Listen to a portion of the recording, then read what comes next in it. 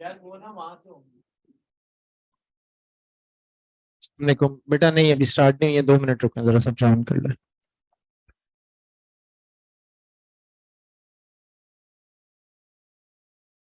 तुमने से F5 ना लगेगा, ये लोग हैं आपको। और तो मुझे इसका बताना नहीं चाहिए। ये दो बार started account, although I'm a public मैंने इसको दो बार समझ ही नहीं आता अभी का सब्जेक्ट है। मेरी जिंदगी में सबसे मुश्किल तो और तुम में से किसी और पोजीशन में मुझे पता चला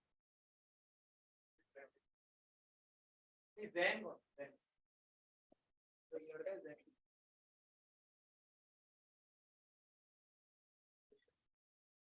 जिसमें तुम्हारे पूरे इसी के साथ होंगे एक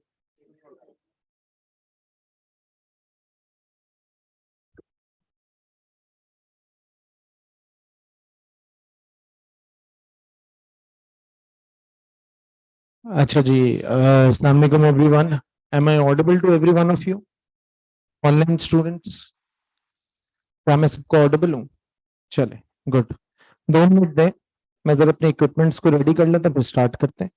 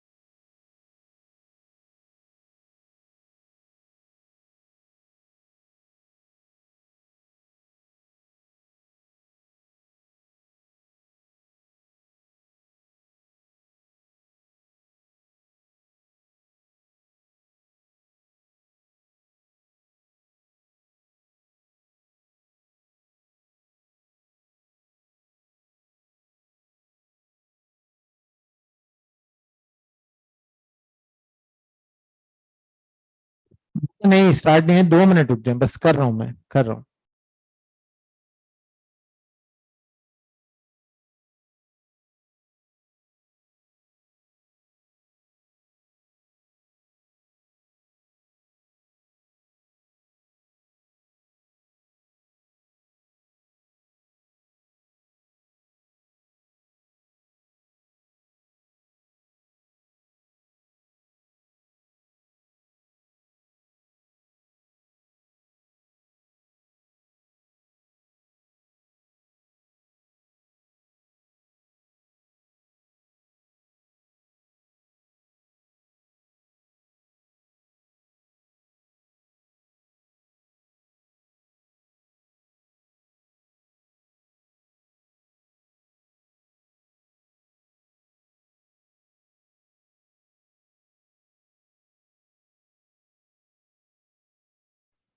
चले, let's start now. I am sharing the handouts with you all. मैंने आपको, आई होप से यहाँ पे सबको हैंडआउट मिल गया होगा। अच्छा, हम अपने पार्ट 2 से स्टार्ट कर रहे हैं। क्यों पार्ट 2 से स्टार्ट कर रहे हैं उसका रीजन बताता हूँ। पार्ट 1 बेसिक है, यानी वो बताता है इदारा क्या होता है, ऑर्गेनाइजेशन क्या होती है, ऑर्गेनाइजेशन के अंदर क्या इम्पैक्ट्स होते हैं। पार्ट 1 आपको ये बातें बताता है, तो वो मैं आपको ओवरव्यू दे दूंगा, वो उसमें से सवाल नहीं आता। ये मैं पार्ट 1 ना उस वक्त पढ़ाता था जब बच्चा मुझे आगे से कहता ना कि सर मुझे तो ऑर्गेनाइजेशन का मतलब भी नहीं पता, तो फिर मुझे पार्ट 1 पढ़ाना मजबूरी हो जाता है। लेकिन जब मुझे बच्चा कहता है कि नहीं सर मुझे सब पता है और मुझे ऑर्गेनाइजेशन के बारे में डेफिनेशन वगैरह पता है, तो फिर उसके बाद मुझे पार्ट 1 पढ़ाने की नीड नहीं लगती। आप देख लीजिएगा पार्ट 1, उसका भी मैं हैंड आउट आपको दे दूंगा, यू कैन सी।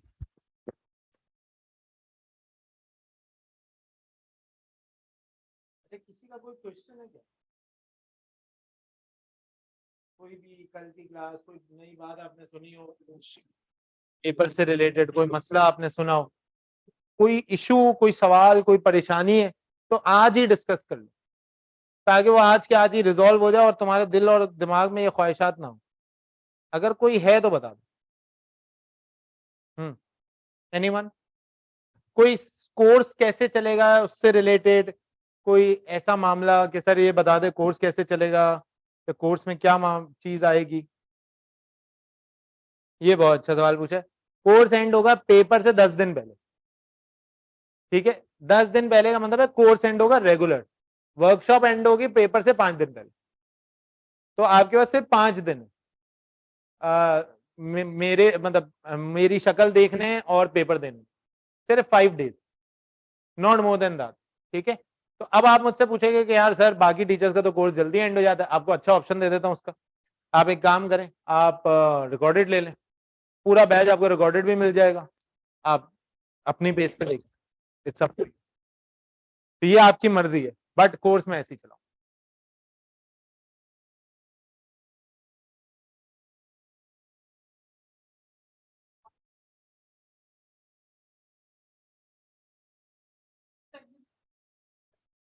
नहीं रेफरेंस नहीं देनी, क्यों देनी है? नहीं रेफरेंस का क्या मतलब है, मुझे समझ नहीं आया। वो अलग तरीका है, वो लिखने का तरीका डिफरेंट है, वो ऐसे नहीं, मैं बताता हूँ आपको। मुझे समझ आ गया आपका कुछ।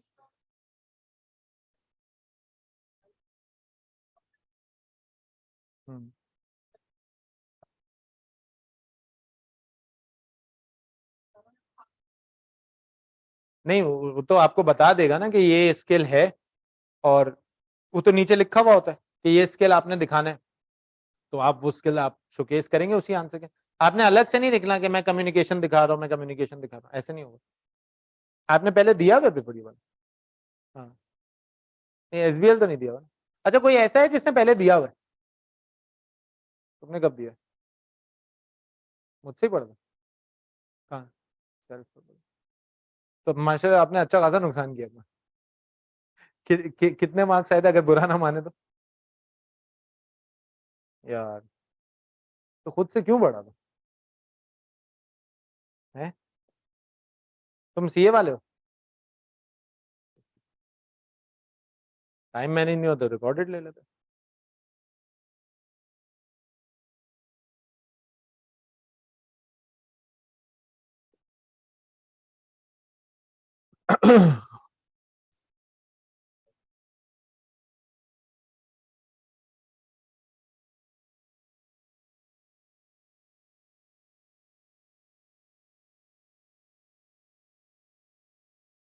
एक मिनट बेटा, सबके पास हैंडआउट तो आ गया ना?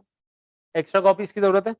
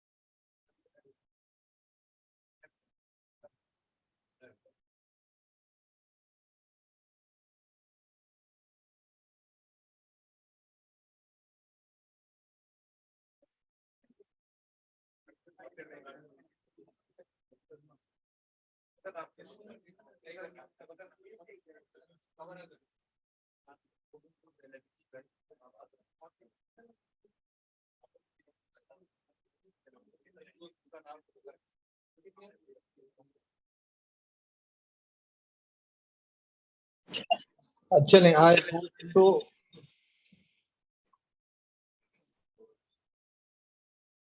तुम लोगों को मेरी आवाज आ रही होगी, माजरत यार थोड़ा सा डिले हुआ।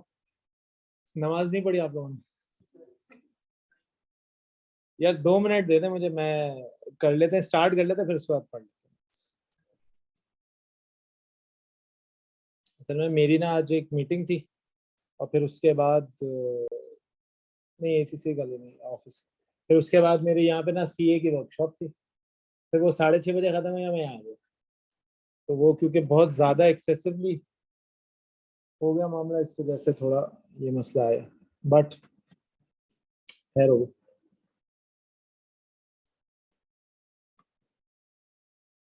आपको पता है आपके मुल्क के अंदर 2 बड़ी इंडस्ट्रीज बंद होने जाती हैं। वैसे तो खैर पूरा मुल्क ही बंद हुआ है, लेकिन 2 बड़ी इंडस्ट्रीज का बड़ा बुरा हाल है।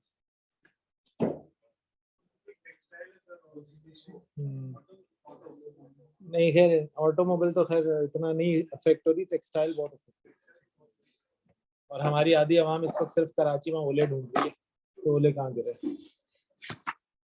बहरहाल चलें चैप्टर नंबर 1 के हवाले से बात करना शुरू करते, थोड़ा सा बात करते हैं, फिर उसके बाद नमाज ब्रेक कर लेते हैं। कराची के अंदर नमाज ब्रेक है बेटा, ऑनलाइन वाले जो हजरात बैठे हुए हैं तो आपको थोड़ा सा वेट करना पड़ेगा। अच्छा चैप्टर नंबर 1 के मैंने आपसे कहा था 3 पार्ट, ठीक है। पहला पार्ट जो है वो स्पेसिफिकली आपके पास ऑर्गेनाइजेशन क्या होता है, ऑर्गेनाइजेशन के इम्पैक्ट्स क्या होते हैं। वो बचपन में जब आप छोटे होते थे आपने F1 के अंदर ये सारी चीजें पढ़ी, तो F1 में आपको पता होगा कि टाइप्स ऑफ ऑर्गेनाइजेशन, कमर्शियल होता है, सोल ट्रेडर होता है। तो मैं उस पर इतना ज्यादा बात नहीं करना चाहता। अगर आप बोलेंगे तो मैं थर्ड पार्ट कंप्लीट कराने के बाद उसका एक ओवरव्यू दे दूंगा, बट वो आप पहले खुद से देख लीजिएगा। मैंने आपको हैंडआउट दे दिया, मैं शेयर भी कर दूंगा। जी जी बेटा मैं हैंडआउट शेयर कर दूंगा। मैं अभी मेरा जो फोकस है ना, जिसपे से सवाल बनते हैं, वो ये वाला हैंडआउट। अच्छा अब तरीका ये होगा कि जैसे यहाँ पे कुछ ये हैंडआउट आया आपके पास, हैंडआउट के आखिर में देखो तो यहाँ पे ना, क्योंकि ये कंटिन्यूएशन में है तो यहाँ पे आपको क्वेश्चन नजर नहीं आ रहे अभी। इसके थर्ड पार्ट में एक बॉक्स बना हुआ है जिसके अंदर क्वेश्चंस मौजूद है। अच्छा एक चीज पे मैं जिस पे आपसे डिस्कशन करता हूँ, मैं हमेशा हर बैच में पूछ लेता हूँ, मुझे ये बता दे कितने लोग पीडीएफ में प्रैक्टिस बुक चाह रहे हैं और कितने लोगों का ये दिल है कि मैं यहाँ पे प्रैक्टिस बुक रखवा दूं और आप यहाँ से परचेज करना चाहते हैं। हार्ड कॉपी चाहिए, देख लो भाई वो इतनी मोटी है। फिर ये नहीं बोलना कि नहीं, फिर मुझे ये पता चले ना कि वो ऑनलाइन वालों को तो पीडीएफ ही मिलेगी, ऑनलाइन वाले तो नहीं आ सकते। मैं अब बाकी कह रहा हूँ कि मुझे बता दे कितनी कॉपीज, ताकि फिर मैं उनको बोल दूंगा वो बना के लगे, ताकि उनका नुकसान ना। चले हम सेशन क्लास के आखिर में देख लेंगे और मैं आपको यहाँ पे रखवा, उसमें कुछ भी नहीं, उसमें P1 P3 के पास पेपर से जो इसका पुराना सब्जेक्ट है, और उसमें SBL के पास पेपर। तो ये 3 चीजें मिला के आपके पास जो है वो मेरी प्रैक्टिस क्वेश्चन में मौजूद है। देखिए मैंने आपको पहले भी बताया, मैं दोबारा ये बात बोल रहा हूँ कि आपको इस वक्त कोई BPP की बुक की जरूरत नहीं है, आपको इस वक्त कोई कैपलान की बुक की जरूरत नहीं है, आपको इस वक्त कोई प्रैक्टिस किट की जरूरत नहीं। जो प्रैक्टिस है सब कुछ मैं दे रहा हूँ, सारे handouts each and everything will be given by me, सिवाय प्रैक्टिस किट के जो मैं आपको अभी दूंगा। अच्छा सर बिलाल तो फिर कैपलान की प्रैक्टिस किट क्यों नहीं करते हम, या BPP की क्यों नहीं करते? बेटा उसका मसला ये है, ACC ने क्या किया है कि SBL की बुक बनाने के लिए ना उन्होंने P1 को लिया, उसको थोड़ा सा मोड़ा तोड़ा और SBL में बना दिया। वो इतना रेलेवेंट क्वेश्चन नहीं है। जो क्वेश्चन हमारे पास पेपर है ना, they are the bestest possible question जो हमें मिल सकते। तो हमारा फोकस हम पास पेपर्स वाले सवाल पे होना चाहिए। ठीक होगी बात। स्ट्रैटेजी से बात शुरू करेंगे।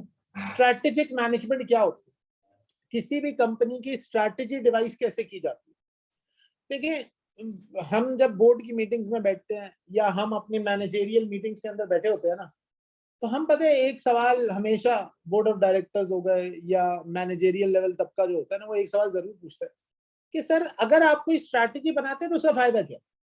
फॉर एग्जाम्पल हम एक मार्केटिंग स्ट्रैटेजी बनाते हैं TSA के लिए कि मैंने SBL को मार्केट करना। अब उस मार्केटिंग स्ट्रैटेजी के ऊपर एक इन्वेस्टमेंट की जाती है, या उस मार्केटिंग स्ट्रैटेजी से रिलेटेड हम कुछ इन्वेस्टमेंट नहीं करते तो हम वर्ड ऑफ माउथ क्रिएट कर रहे होते हैं। इसी तरह अगर मैं किसी कंपनी के हवाले से बात करता हूँ, फॉर एग्जाम्पल मैं एक स्टील कंपनी से ताल्लुक रखता हूँ या मैं एक ऑटोमोबाइल कंपनी से ताल्लुक रखता हूँ, तो मैं ऑटोमोबाइल कंपनी के अंदर ना इस वक्त भी अर्निंग ऑब्जेक्टिव्स को ढूंढ रहा हूँ। जैसे आपने अभी थोड़ी देर पहले मैंने कहा कि आपके पाकिस्तान में 2 कंपनीज हैं जो 2 इंडस्ट्रीज है जिनका बड़ा बुरा हाल है। तो आपको मैं बताऊं इस वक्त भी ऐसी इंडस्ट्रीज मौजूद है जो बहुत अच्छा कमा रही है, जो अच्छे हालात के मुकाबले में बुरे हालात में ज्यादा अच्छा कमा रही है। जो अच्छे हालात के मुकाबले में, मतलब there is always a time of investment in each and every era of life. आपको कमाने का मौका हर जगह से मिल सकता है। फॉर एग्जाम्पल आपने देखा होगा गोल्ड की प्राइस बढ़ गई, अब जिसने गोल्ड खरीद लिया वो अरबपति हो गया।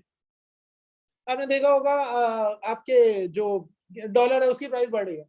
वो कल बेचारे किसी क्रिकेटर के घर पे चोरी हुई है, $30,000 निकला है, मोहम्मद हफीज, और $30,000 और कुछ पाउंड भी निकले। अब सोचो यार वो $30,000 रख के बैठा हुआ था, $30,000 तकरीबन 30-35 लाख रुपए। अब 30-35 लाख रुपए की एक इन्वेस्टमेंट रख के बैठा था, सोचो उसने खरीदा कितने का होगा, मेरे ख्याल में 10-12 लाख में।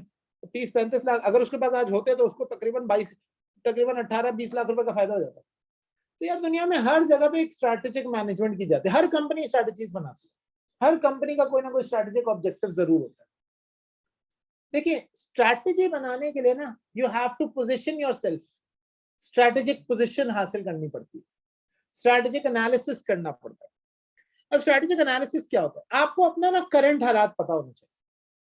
अच्छा फॉर्चुनेटली अनफॉर्चुनेटली मैं आपको एक चीज और बताता हूँ, मैं बेसिकली एक एंटरप्रेन्योर भी था, कुछ अर्सा पहले आग लग गई वो एक अलग चीज है, लेकिन मैं एक रेस्टोरेंट रन करता हूँ अपने पार्टनर के साथ, और उस रेस्टोरेंट में हम चाइनीज बेचते, चाइनीज, और बहुत अच्छा था बेच, हाँ है ना, तुमने खाई थी, बंद नहीं हो गया तो बस यार आग लग गई तो खत्म हो गया। अब जब, और बहुत अच्छा एम्बियंस था, हमने बहुत पैसा लगाया था, मैंने अपनी सारी अर्निंग सब लगा, मैंने ना वहां पे एक चीज बहुत अच्छी सीखी, अगर आपको अपने करंट पोजीशन नहीं पता ना तो आप फ्यूचर में अर्निंग नहीं कर सकते। करंट पोजीशन पता होने का मतलब पता है क्या है, करंट पोजीशन पता होने का मतलब है एनवायरमेंटल एनालिसिस। देखिए मैं जिस एनवायरमेंट में रहता हूँ, मैंने कुछ ना स्टार्ट जमा करते हैं हम लोग, मैंने अपने घर से पूछा, मैंने अपनी वालदा से पूछा, अपने अब्बा से पूछा, अपने घर वालों से पूछा, आपको चाइनीज पसंद है, पहला जवाब आया नहीं। सोचे जिसके घर में लोगों को चाइनीज नहीं पसंद वो चाइनीज रेस्टोरेंट खोल के बैठे। अच्छा मैंने सबसे पहले तो खुद से पूछा कि बिलाल तुम्हें चाइनीज पसंद है, तो अंदर से जवाब आया नहीं, मुंह पे जवाब आता हाँ। जाहिर है अब आप सोचो चाइनीज रेस्टोरेंट, तो मेरे शेफ ने इतना खिलाया मुझे, जब मैं शुरू में गया तो मुझे चाइनीज से मोहब्बत हो गई, और जाहिर है प्रॉफिट जिससे आ रहा है उससे मोहब्बत ना हो तो बेवकूफ है आप, सबसे बड़े आपको मोहब्बत हो ही जाती है। तो स्ट्रैटेजिक एनालिसिस यानी सबसे पहले आपको अपने आप को एनवायरमेंटली एनालाइज करना पड़ता है। आपने देखना है कि भाई मैं एनवायरमेंटली कहाँ प्रेजेंट हुआ हूँ, मैं किस मुल्क में हूँ, उस मुल्क का एक पेस्टल एनालिसिस होता है, political, economical, social, technological, ecological and legal factor आगे आ रहे हैं, उस मुल्क के कुछ पेस्टल एनालिसिस करते हैं। अब पेस्टल एनालिसिस का मतलब क्या होता है, जैसे पॉलिटिकली मैं देखूंगा मेरी स्ट्रेंथ क्या है, पॉलिटिकली मैं देखूंगा मेरी वीकनेस क्या है, इकोनॉमिकली मैं देखूंगा मेरी स्ट्रेंथ क्या है। जैसे मैं हमेशा कहता हूँ कि टीचिंग ना नबियों का काम है कि नहीं, जाहिर है अंबिया ग्राम का काम है टीचिंग करना, लेकिन ये इस वक्त बहुत कमर्शियल है। यानी मैं एक अच्छा खासा पढ़ा लिखा आदमी, मैं कॉर्पोरेट जॉब के साथ ये क्यों कर रहा हूँ, मैं बड़ा स्ट्रेट फॉरवर्ड किस्म का बंदा हूँ, पैसे हैं, जिस दिन इस फील्ड में मेरे लिए पैसे कम हो गए ना, मैं पहला आदमी होऊंगा जो एग्जिट लेगा। इसका मतलब है there is a strategy living behind this idea is there is a strategy कि जिसकी बेसिस पे मैं काम करूं। हर चीज का ऑब्जेक्टिव अर्निंग से कनेक्टेड। पॉलिटिकली मैं स्ट्रेंथ देखूंगा, इकोनॉमिकली मैं स्ट्रेंथ देखूंगा, इन्वायरमेंटली मैं स्ट्रेंथ देखूंगा, टेक्नोलॉजिकली, इकोलॉजिकली और लीगली। देखो इकोनॉमिकली अगर देखा जाए तो टीचिंग को लोग बहुत अच्छा समझते हैं, मतलब सामने वाली पार्टी यानी आपके पेरेंट्स, टीचर का रुतबा बाप की जगह होता है, टीचर जो है वो रूहानी बाप होता है, ऐसे बोलते हैं ना, लेकिन उनको ये नहीं पता कि टीचर के पीछे जो है ना वो एक अमाउंट ऑफ मनी कितना जनरेटेड होता है। मतलब आप सिर्फ आप नहीं लगाइएगा, नजर लग गई, लेकिन आप क्लास की स्ट्रेंथ के लिहाज से अगर इवेल्युएट करें, और ये स्ट्रेंथ अभी फाइनल नहीं है, ये स्ट्रेंथ अभी 3-4 क्लासेस के बाद देखिएगा और बढ़ती है। लोगों को अभी होश आना शुरू हुआ, लोग अभी कह रहे हैं अभी तो हम पेपर दे के निकले थे, अभी से ही क्लासेस शुरू, तो ये होता है, ये 1 हफ्ता लगता है। तो ये इकोलॉजिकली भी देखा जाए तो मेरे पास एक स्ट्रेंथ है, वायबिलिटी है, लेकिन मेरी एक वीकनेस भी है कि मैं फुल टाइम इसमें नहीं हूं। तो क्योंकि मैं फुल टाइम इसमें नहीं हूं तो जाहिर है जो टीचर फुल टाइम होगा वो इसकी उसकी लाइफस्टाइल, उसका लाइफ स्पैन ऑफ टीचिंग मुझसे बहुत ज्यादा होगा, और क्योंकि मैं फुल टाइम नहीं हूं तो मेरा लाइफ स्पैन ऑफ टीचिंग थोड़ा सा उससे कम होगा। फिर देखें, अब आपने 2 किस्म के एनालिसिस करना है। अब ये आखिरी बात करता हूं, फिर उसके बाद जो है ना वो हम नमाज ब्रेक कर देते हैं। आपने 2 किस्म के एनालिसिस करनी, कल की बात हमारी यहाँ पे कंक्लूड हुई थी, जरा 2 किस्म के एनालिसिस देखिए। देखिए जब भी मैं अपना अपना स्ट्रैटेजिक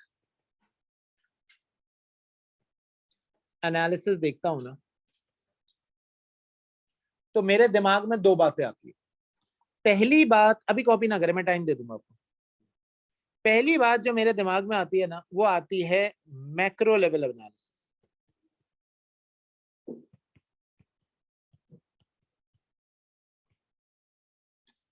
और दूसरी बात जो दिमाग में आती है वो आती है माइक्रो लेवल एनालिसिस।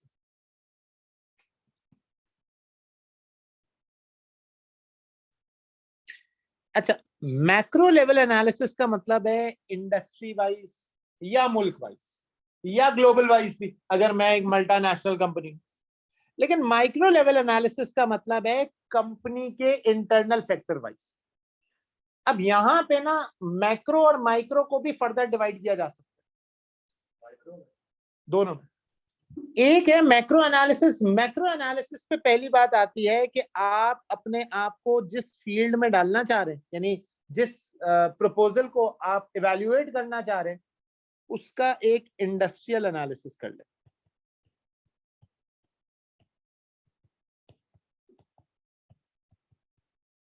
मैं टोयोटा हूं, ऑटोमोबाइल इंडस्ट्री देख लें क्या हालात है। मैं स्टील हूं, अमरेली स्टील को देख लें क्या हालात है। मैं टीचिंग इदारा हूं, टीएसए को देख लें। आप इनका एक एनालिसिस कर लें और फिर इसके जैसी चीज को रेप्लिकेट कर दें। लेकिन इनका एनालिसिस करने के लिए ना हमारे पास एसबीएल में कुछ मॉडल्स आता हूं मैं उसके ऊपर भी। फिर दूसरी चीज है, आप इंडस्ट्रियल एनालिसिस नहीं कर रहे।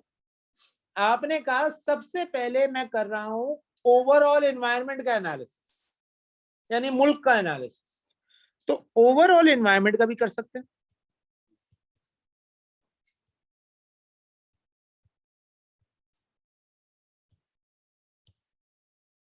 और तीसरी चीज, सर ये दोनों बातें तो उस वक्त पूरी होंगी ना जब मैं अपना इंटरनल एनालिसिस करूं।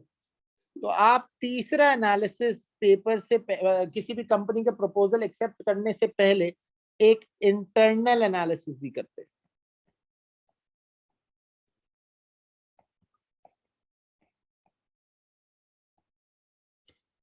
अब मेरी बात सुनो सर, ये जो इंटरनल एनालिसिस है ना, ये सिर्फ और सिर्फ रिलेट करता है आपके स्ट्रेंथ एंड वीकनेसेस। मेरी स्पेलिंग बहुत बुरी है, हंसना नहीं। स्ट्रेंथ एंड वीकनेस, ये है आपका इंटरनल एनालिसिस। यानी टीएसए की स्ट्रेंथ क्या है? टीएसए की स्ट्रेंथ है स्ट्रॉन्ग मार्केटिंग। अमरेली स्टील्स की स्ट्रेंथ क्या है? अमरेली स्टील की स्ट्रेंथ है कि अमरेली का जो स्टील है वो कंपैरेटिवली इसके जो कंपेटिटर्स के मुकाबले में ज्यादा फ्लेक्सिबल स्टील है, तो जलजले के अंदर बचा लेते हैं। और हम एक रिपोर्ट देते हैं जिसके अंदर हम स्टील की क्वालिटी को प्रेजेंट करते हैं। रस्ट फ्री स्टील है फॉर 1 ईयर, हमने बनाया हुआ है और हम लोगों को ये प्रेजेंट करते हैं। तो बेसिकली ये मेरा एक इंटरनल एनालिसिस है। इंटरनल एनालिसिस में हमारी वीकनेस क्या है? टीएसए की सबसे बड़ी वीकनेस, मैं आज मुंह पे बोलता हूँ और मैं हमेशा बोलता हूँ, इनकी मार्केटिंग है। अगर इनकी मार्केटिंग, और ये पता है ये एसबीएच की मार्केटिंग, ये एसबीएच को लोगों ने वर्ड ऑफ माउथ फैला है जिसकी वजह से आज मेरे पास एक स्ट्रेंथ आती है। अगर ये मार्केटिंग को मैं इंस्टीट्यूट के परस्पेक्टिव से देखूं तो ये और एक, मतलब ये मल्टीप्लाई बाय 3 होना चाहिए। आप में से मेजोरिटी लोग जो यहाँ पे आए हैं वो सिर्फ इस वजह से आए ना क्योंकि आपको किसी ने रिकमेंड किया होगा कि बिलाल से पढ़ लो, अच्छा पढ़ा, पास तो कर ही देगा।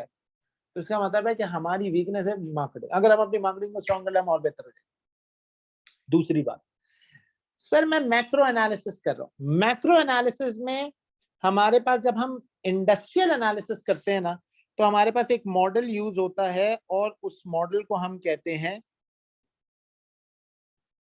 पॉटर, सॉरी नहीं पॉटर 5 फोर्सेस में आपका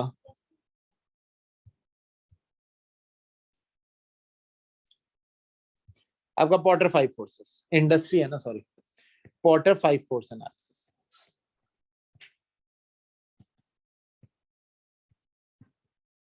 और दूसरी बात सुनिएगा बात, पॉटर 5 फोर्सेस। अब पॉटर 5 फोर्सेस क्या है, थोड़ी देर में इस पर डिस्कशन करते हैं। अभी हम शुरू करेंगे तो बात समझ आए। अभी मैं सिर्फ बेस सेट कर रहा हूं कि इस चैप्टर में हमने पढ़ना है।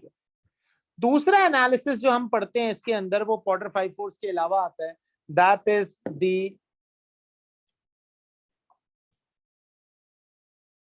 Potter value chain analysis. सही है? कितने एनालिसिस हो गए यहाँ पे? 2। क्वार्टर 5 फोर्सेस में होता है bargaining power of supplier, bargaining power of customer, threat of new एंट्रेंट, threat of competitive rivalry and competitive rivalry. ये क्वार्टर 5 फोर्स एनालिसिस। और वैल्यू चेन एनालिसिस में क्या आता है बेटा? वैल्यू चेन एनालिसिस में हमारे पास 2 किस्म की एक्टिविटी आती है, 5 प्राइमरी 4 सेकेंडरी एक्टिविटी। इन एक्टिविटीज को देखेंगे समझेंगे तो हमारा वैल्यू चेन एनालिसिस हो जाएगा। ये एक्चुअली हो क्या रहा है? ये रहा है कि मैं एक नया मॉडल इंट्रोड्यूस करने जा रहा हूं, मैं एक नई प्रोडक्ट मार्केट में लॉन्च करने जा रहा हूं, मैं एक नई मार्केट में कदम रखने जा रहा हूं। कदम रखने से पहले मैं प्री लॉन्चिंग स्ट्रैटेजी बनाना चाह रहा हूं और अपने आप को प्रिडिक्टेबिलिटी पे लाना चाह रहा हूं कि क्या सक्सेस आएगी या नहीं। आपकी अकाउंटिंग की जबान में हम कहते हैं, मतलब मैं नंबर्स में नहीं ये बोल रहा, हम कहते हैं एक्सपेक्टेड वैल्यू निकालना चाहते। Is it expected that I am going to win the deal और am I going to lose the deal? ये मेरा एक सवाल है अपने आप। तो इस एनालिसिस के ऊपर एक बेसलाइन होती है, एक मैपिंग होती है। वो मैपिंग या तो इंडस्ट्रियल हो सकती है, या तो ओवरऑल इकोनॉमिकल हो सकती है, या इंटरनल हो सकती है। इंटरनल में हमारे पास स्ट्रेंथ एंड वीकनेस हो सकता है, और एक्सटर्नल में हमारे पास एक तो इंडस्ट्रियल और दूसरा, अगर मैं मैक्रो एनवायरनमेंट की बात करता हूं तो हमारे पास एक मॉडल आता है जिसको हम कहते हैं political, economical, social, technological, ecological and legal factor. अगर ये तमाम फैक्टर्स मैं एक साथ लेके बैठ जाऊं और सारे फैक्टर्स का जवाब हाँ में आ रहा है, तो मैं बना दूंगा इंडस्ट्री, लगा दूंगा वो पैसा। अगर जवाब ना में आ रहा है तो मैं मना कर दूंगा, मैं ये रिस्क की स्ट्रैटेजी नहीं लूंगा। अगर 60% मॉडल्स का जवाब हाँ आ रहा है और 40% ना आ रहा है तो क्या करूंगा? तो मैं चेक करूंगा कि क्या वो 60% इतनी वायबिलिटी रखते हैं कि वो फ्यूचर में भी 60% रहेंगे, तो फिर मैं इसको हाँ कर दूंगा, अदरवाइज मैं इसको ना कर दूंगा। तो ये बेसिकली इस पूरे चैप्टर की बेसलाइन है। नमाज पढ़ ले, तो ऑलरेडी देर हो गई है, हम 10 मिनट में रिज्यूम करें, जल्दी जाएं जल्दी वापस।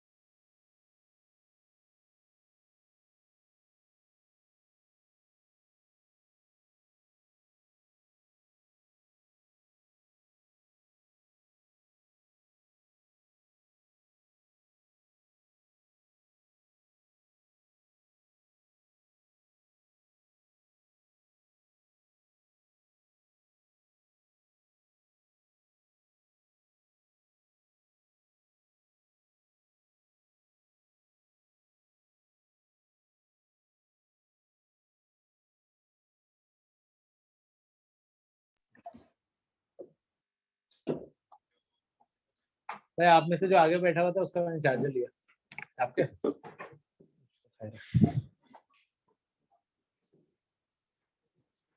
ओके, हाँ यार क्लास तो स्टार्ट हो गई। तो हम एनालिसिस पे बात कर रहे थे अपने।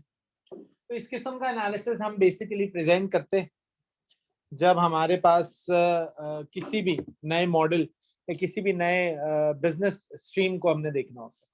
अच्छा, पाकिस्तान के अंदर कुछ डेवलपमेंट जो अच्छी पॉजिटिव चीज है, जिससे मैं एक हद तक वाबस्ता था। पाकिस्तान का नेशनल इंक्यूबेशन सेंटर एक इदारा है, जो आप, मैं कह सकता हूँ इसको, आपने ऐसे अगर किसी ने शार्क टैंक देखा हुआ है, शार्क टैंक अमेरिका, ऑस्ट्रेलिया या इंडिया जो भी है, तो अगर आपने वो देखा हुआ है तो आपको थोड़ा सा अंदाजा होगा कि वो जिसमें वहां जिस तरह वो इन्वेस्टमेंट एडवाइजरी चीजें दिखा रहे होते हैं ना, ऐसे ही यहाँ पे पाकिस्तान का एक नेशनल इंक्यूबेशन सेंटर है जो हमारे मुल्क में जितने भी बिजनेसेस है ना उनको एडवाइजरी पॉइंट ऑफ व्यू से हेल्प आउट कर रहे होते हैं। उसमें फाइनेंशियल हेल्प भी होती है, उसमें नॉन फाइनेंशियल हेल्प भी होती है। तो वो इस तरीके से जो है वो आपके बिजनेस को प्रमोट करने की कोशिश कर रहे होते हैं। तो बेसिक एम जो है वो किसी भी बिजनेस का इस तरीके से देखा जा सकता है। अच्छा, फिर उसके बाद क्या कहता है, कहता है यार अगर आपने करंट पोजीशन एनालिसिस करना है ना तो आपको एक्सटर्नल एनवायरनमेंट के लिहाज से चीजों को देखना पड़ेगा। जैसे मैंने आपको बताया एक्सटर्नल एनवायरनमेंट में हमारा कंट्री एनालिसिस आता है, that is known as PESTEL model. अच्छा, आपने वो कॉपी करना है, कर ले, ऐसे वो शेयर भी कर सकते हैं। चले आप अभी कर ले, मैं कर दूँ।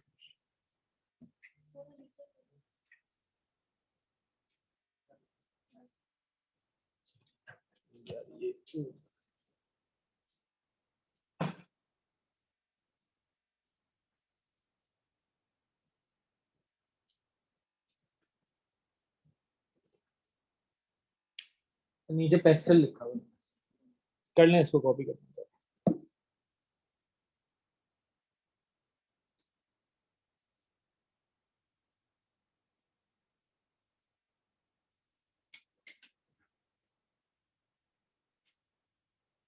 डन।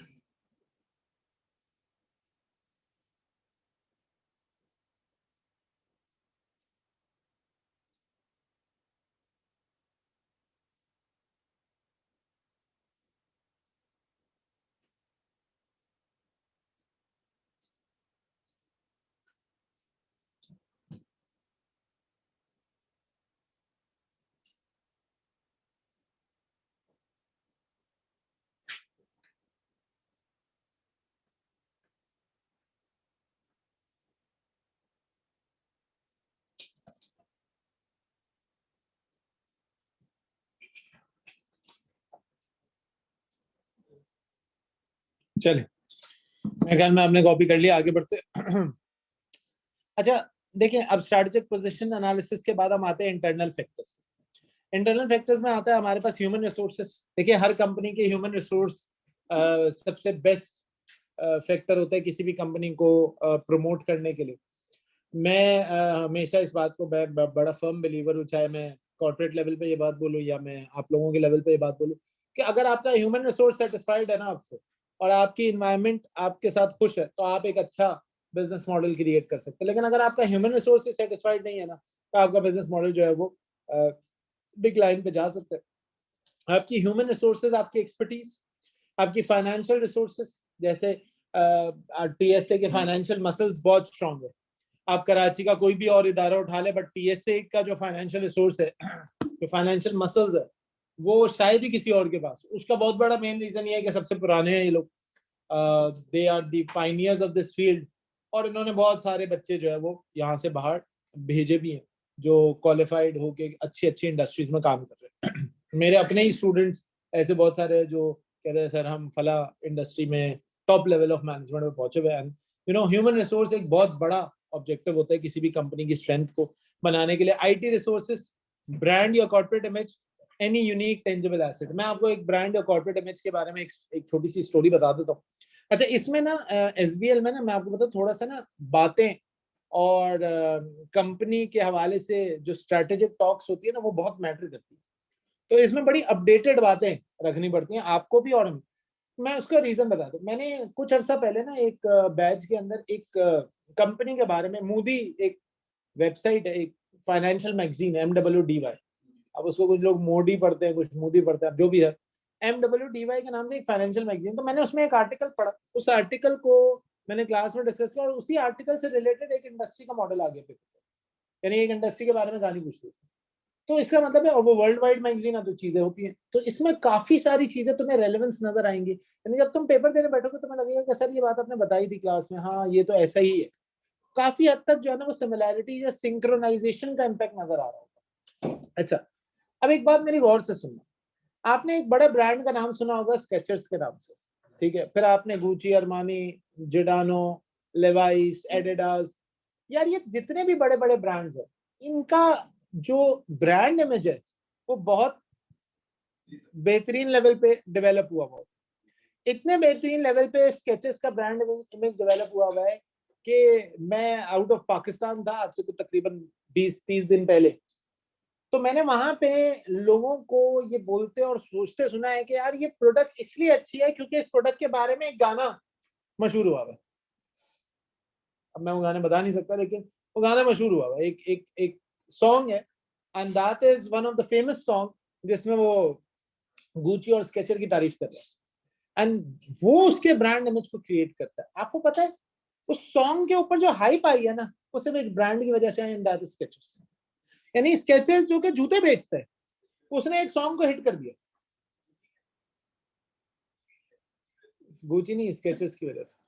स्केचर्स ज्यादा मशहूर हो गया था, स्केचेस को भी इम्पैक्ट आया और स्केचेस की वजह से वो भी मशहूर हो गया। वो गाना मशहूर है नहीं उस गाने में कुछ, छिछोरा गाना, लेकिन आप सोचो वो बहुत मशहूर हो गया। फिर उसके बाद क्या कहते हैं, कहते हैं यूनिक टेंजेबल एसेट। अब ये बड़ी आसान मिसाल है, देखो हमारी कंपनी में एक मशीन है, वो मशीन 3 मिनट पहले स्टील की प्रोडक्शन कर देती है नॉर्मल मशीन से पहले, और ये कराची के अंदर वाहिद मशीन, एक ऐसी मशीन है जो 3 मिनट बैच टाइम उसका 3 मिनट रिड्यूस्ड है, इसका मतलब एफिशिएंट ज्यादा है। यार ये कोई कंपेटिटिव एडवांटेज दे सकती है? मैं आपकी आगे खोल दूंगा इससे, कंपेटिटिव एडवांटेज दे सकते हैं 3 मिनट पहले बैच बन रहा है। सर आप अब इसको मल्टीप्लाई कर ले, एक दिन के अंदर देयर आर 160 बैचेस। अब आप इसका निकाल लेंगे ना 3 मिनट, और हम याद रखना 24/7 चलते, ये मशीन बंद नहीं होती, तो इसके हीटअप चार्जेस 7 लाख रुपए। 24/7 चलने की वजह से एक दिन में हमारा इतने बैचेस निकलते हैं, मल्टीप्लाई बाय 365 डेज। अब मैं आपको बताता हूँ इससे इम्पैक्ट क्या होता है। दुकान वाला पता है क्या कहता है? कहता है यार दूसरा तो स्टील नहीं है, ये वाला खरीद लो, ये मौजूद है। हमने उसके 3 मिनट को ट्रांसपोर्टेशन से सिंक किया हुआ है, हमारे पास हर 15 मिनट में एक ट्रक निकलता है, नॉर्मल सिनेरियो में हर 25 मिनट में एक ट्रक निकलता है। हमने ट्रक का लीड टाइम कम कर दिया। हमें जब मसला आ रहा था ना कि भाई स्टील बन रहा है गोडाउन में रखा जा रहा है, तो हम पता क्या करते थे, हमने कहा भाड़ में गया सब कुछ, इन्वेस्टमेंट करो अपने ट्रक डाल दो। हमारे लिए सबसे बेस्ट ऑप्शन क्या होता है, जितना जल्दी ट्रांसपोर्ट होगा उतना जल्दी मार्केट होगा। और ये सिर्फ मेरा नहीं है, देखिए अगर मैं मेरी रीच बढ़ानी है ना तो मैं पूरी मार्केट में छा जाऊं, मेरी रीच ऑटोमेटिकली बढ़ जाएगी। लेकिन अगर मैं किसी एक वेरिएबल की वजह से डिक्लाइन पे चला गया, तो किसी एक वेरिएबल की वजह से पीछे रह गया, तो फिर सर मैं मार्केट को जो है ना वो टैप इन नहीं कर सकता, मार्केट को मैं केटर नहीं कर सकता। तो यूनिक टेंजेबल एसेट है। किसी को मैं एक पब्लिक फोरम पे बैठा था, मैं बात हुई, मैंने कहा आपको पता है हमारी मशीन जो है वो 3 मिनट पहले सरिया बना देती है। तो उसने बोला तो इसमें क्या क्या क्या किया तुमने इसमें? मैंने कहा आपको इसके स्टार्ट्स नहीं पता, इसकी वजह से हमारा प्रोडक्शन लेवल और एक और हमारे कंपेटिटर कंपनी का प्रोडक्शन लेवल, मैं नाम नहीं ले रहा, प्रोडक्शन लेवल में कोई 180 टन का सालाना फर्क आ गया। और मैं वो बताऊं, इसकी वजह से हमारी सेल्स में 33% इजाफा हो गया एक कंपेटिटर के मुकाबले में। तो यार सोचो यार, तो मैं तो, और 33% का प्रॉफिट मार्जिन बताऊं, चलो मैं नंबर नहीं कोट कर रहा, प्रॉफिट मार्जिन उस 33% की वजह से कोई हमारा 27.6% बढ़ गया प्रॉफिट मार्जिन। मैं आपको एक क्वार्टर का सेल बता देता हूँ, 450 मिलियन एक क्वार्टर की सेल, सभी बता दिया मैंने तो। 900 हाँ ठीक है। तो अब कहने का मकसद पता है क्या है, कहने का मकसद है कि देखिए अल्टीमेटली आपकी ये छोटा सा एक टेंजेबल एसेट है। और अब आपको एक बात बताओ, अब क्योंकि बाहर से इंपोर्ट बैन है ना, तो अब हमारे कंपेटिटर इस चक्कर में है कि इस तरह की मशीन मंगा ले, लेकिन मंगा नहीं सकते। तो अब हमने क्या किया है, अब देखो स्ट्रैटेजिक एनालिसिस, मुल्क के हालात खराब है, नए घर बन नहीं रहे, परेशानी ज्यादा है, स्टील बिक नहीं रहा, लेकिन हमने क्या किया, हमारे पास 6 महीने हैं। जब तक इंपोर्ट बैन रहेगा हमारे पास कंपेटिटिव एडवांटेज रहेगा। हमारे बॉस ये कहते हैं, यानी हमारे डायरेक्टर, मैं बॉस ही कहता हूँ, हमारे डायरेक्टर ये कहते हैं कि जब तक 6 महीने के अंदर इंपोर्ट बैन नहीं खुलता, लोगों की जबान पे एक ही स्टील का नाम होना चाहिए, एंड दैट शुड बी अमरीकी स्टील। किसी दूसरे स्टील कंपनी का नाम नहीं होगा, क्योंकि अगर हुआ इसका मतलब हम कुछ गलत कर। और आप यकीन माने हम मार्केट में ऐसे पेनिट्रेट हो रहे हैं, इस किस्म से पेनिट्रेशन चल रही है। हालांकि लोग घर नहीं बना रहे, लोग इंफ्रास्ट्रक्चर नहीं बना रहे, मुल्क में पैसा ही नहीं है, कहाँ से बनाएंगे। लेकिन आज भी कोई टुकड़ा स्टील भी खरीदने आता है तो उसको पता है एक स्टील का। ठीक है, मैं अपने स्टील की तारीफ नहीं कर रहा, अभी नहीं सोचेगा कि सर बिलाल आप तो तारीफें कर रहे हैं आपके, लेकिन मैं आपसे बस ये कह रहा हूँ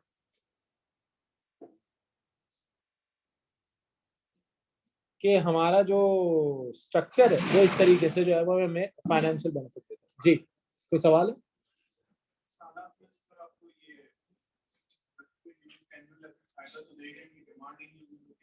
अरे यार, मैं आपको एक चीज और बताता हूँ, एक और एनालिसिस सुने। सर ये कह रहे हैं कि इस हालात में तो आपको कोई फायदा देगा ही नहीं, कोई खरीदने वाला ही नहीं होगा। बेटा खरीदना, आप रोटी खाना बंद कर सकते हैं लेकिन नए घर बनना बंद नहीं होते। हाँ, एक स्टैट्स है, अभी पाकिस्तान का सेंसस हो रहा है ना, पता है ना आपको, मर्दमशुमारी। तो मर्दमशुमारी में लास्ट टाइम पाकिस्तान की आबादी कितनी थी? 22 करोड़ की आबादी थी। तो एक्सपेक्टेड है 30 करोड़ तक चली गई है। ठीक है, तो अगर 30 करोड़ की आबादी है, अब अगर 30 करोड़ की आबादी है, एक एक स्टैट्स आया पहले जमाने में ना, एक 120 स्क्वायर यार्ड के घर में 7 लोग एडजस्ट होते थे। पाकिस्तान की एवरेज 120 स्क्वायर यार्ड, मतलब मैं डिफेंस के घर की बात नहीं कर रहा, बात कर रहा हूँ एक नॉर्मल से। अभी ये स्टैट्स कहते हैं कि 8 लोग को एडजस्ट, यानी अगर 8वां आता है ना तो हम बोलते हैं यही कहीं जगह बना लो नया घर बनाने के लिए। But what about the 9th one? 9वां आएगा तो मजबूरी है। अच्छा, अब सब सिनेरियो कुछ ऐसा है कि पाकिस्तान की 70-74 साल की आबादी 22 करोड़, और पिछले 3 साल की आबादी जो है वो उसमें 8 करोड़ का इजाफा हो गया।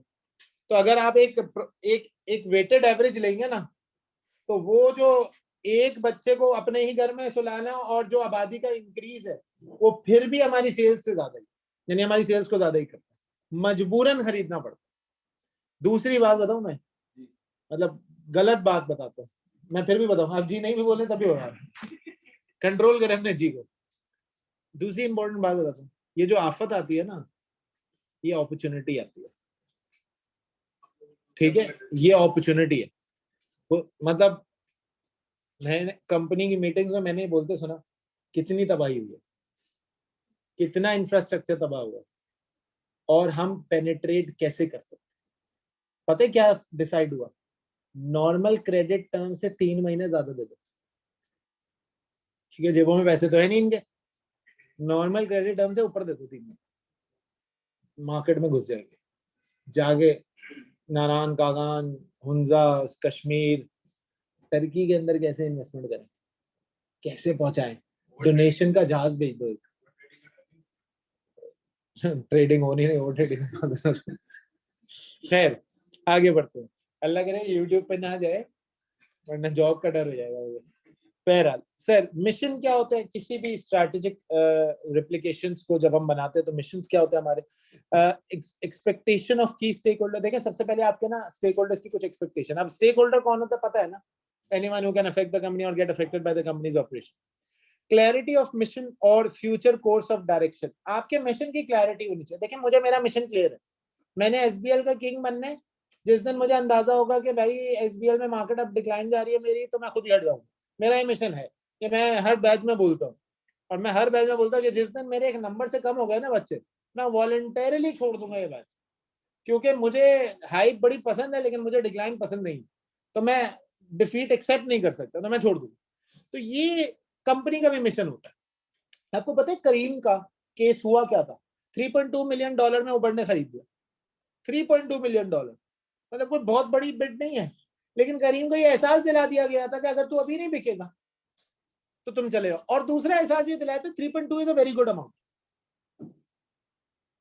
320 करोड़, 3 अरब 20 करोड़ रुपए, तो बड़ा अमाउंट है यार। आप बुंदू खान की प्राइस लगवा लेना तो मेरे ख्याल में 40 से 50 करोड़ का तो वो भी बिक जाएगा। आप कबाब चीज बेचने चले जाए ना, तो 100-125 करोड़ का निकल जाए। तो यार करीम जैसे एक उभरता हुआ ब्रांड 320 मिलियन डॉलर में बिक गया। सर बैकएंड के ऊपर स्ट्रैटेजी क्या होती है? स्ट्रैटेजी होती है कि how you are going to take the decision and what strategic objective do you have in your mind. Do you want to be a leader, strategic leader, या आप फॉलोअर ही रहना चाहते हैं? इसी एक बड़ी अच्छी पाकिस्तान की एक 5 स्टार होटल है, मूव एंड पिक, सुना ही होगा आप में से हर बंदा गया ही हो। आपको पता है इसकी हिस्ट्री क्या है? शेरेटन था ये। क्या हुआ था? शेरेटन कहाँ गया? और मूव एंड पिक क्या है? किसी को पता है मूव एंड पिक क्या है? आइसक्रीम का ब्रांड नहीं है। Move and pick is not an ice cream brand. Move and pick is a hotel chain management company. Venture capitalist पता है क्या होता है? जी सर। क्या होता है venture? Sir, those who provide the finance for SMEs. जो दोज हु प्रोवाइड फाइनेंस या जो पार्टनर बनते हैं। एक टॉपिक आगे पढ़ाऊंगा, स्ट्रैटेजिक ड्रिफ्ट। मैं कहता हूँ डूबते को तिनके का सहारा।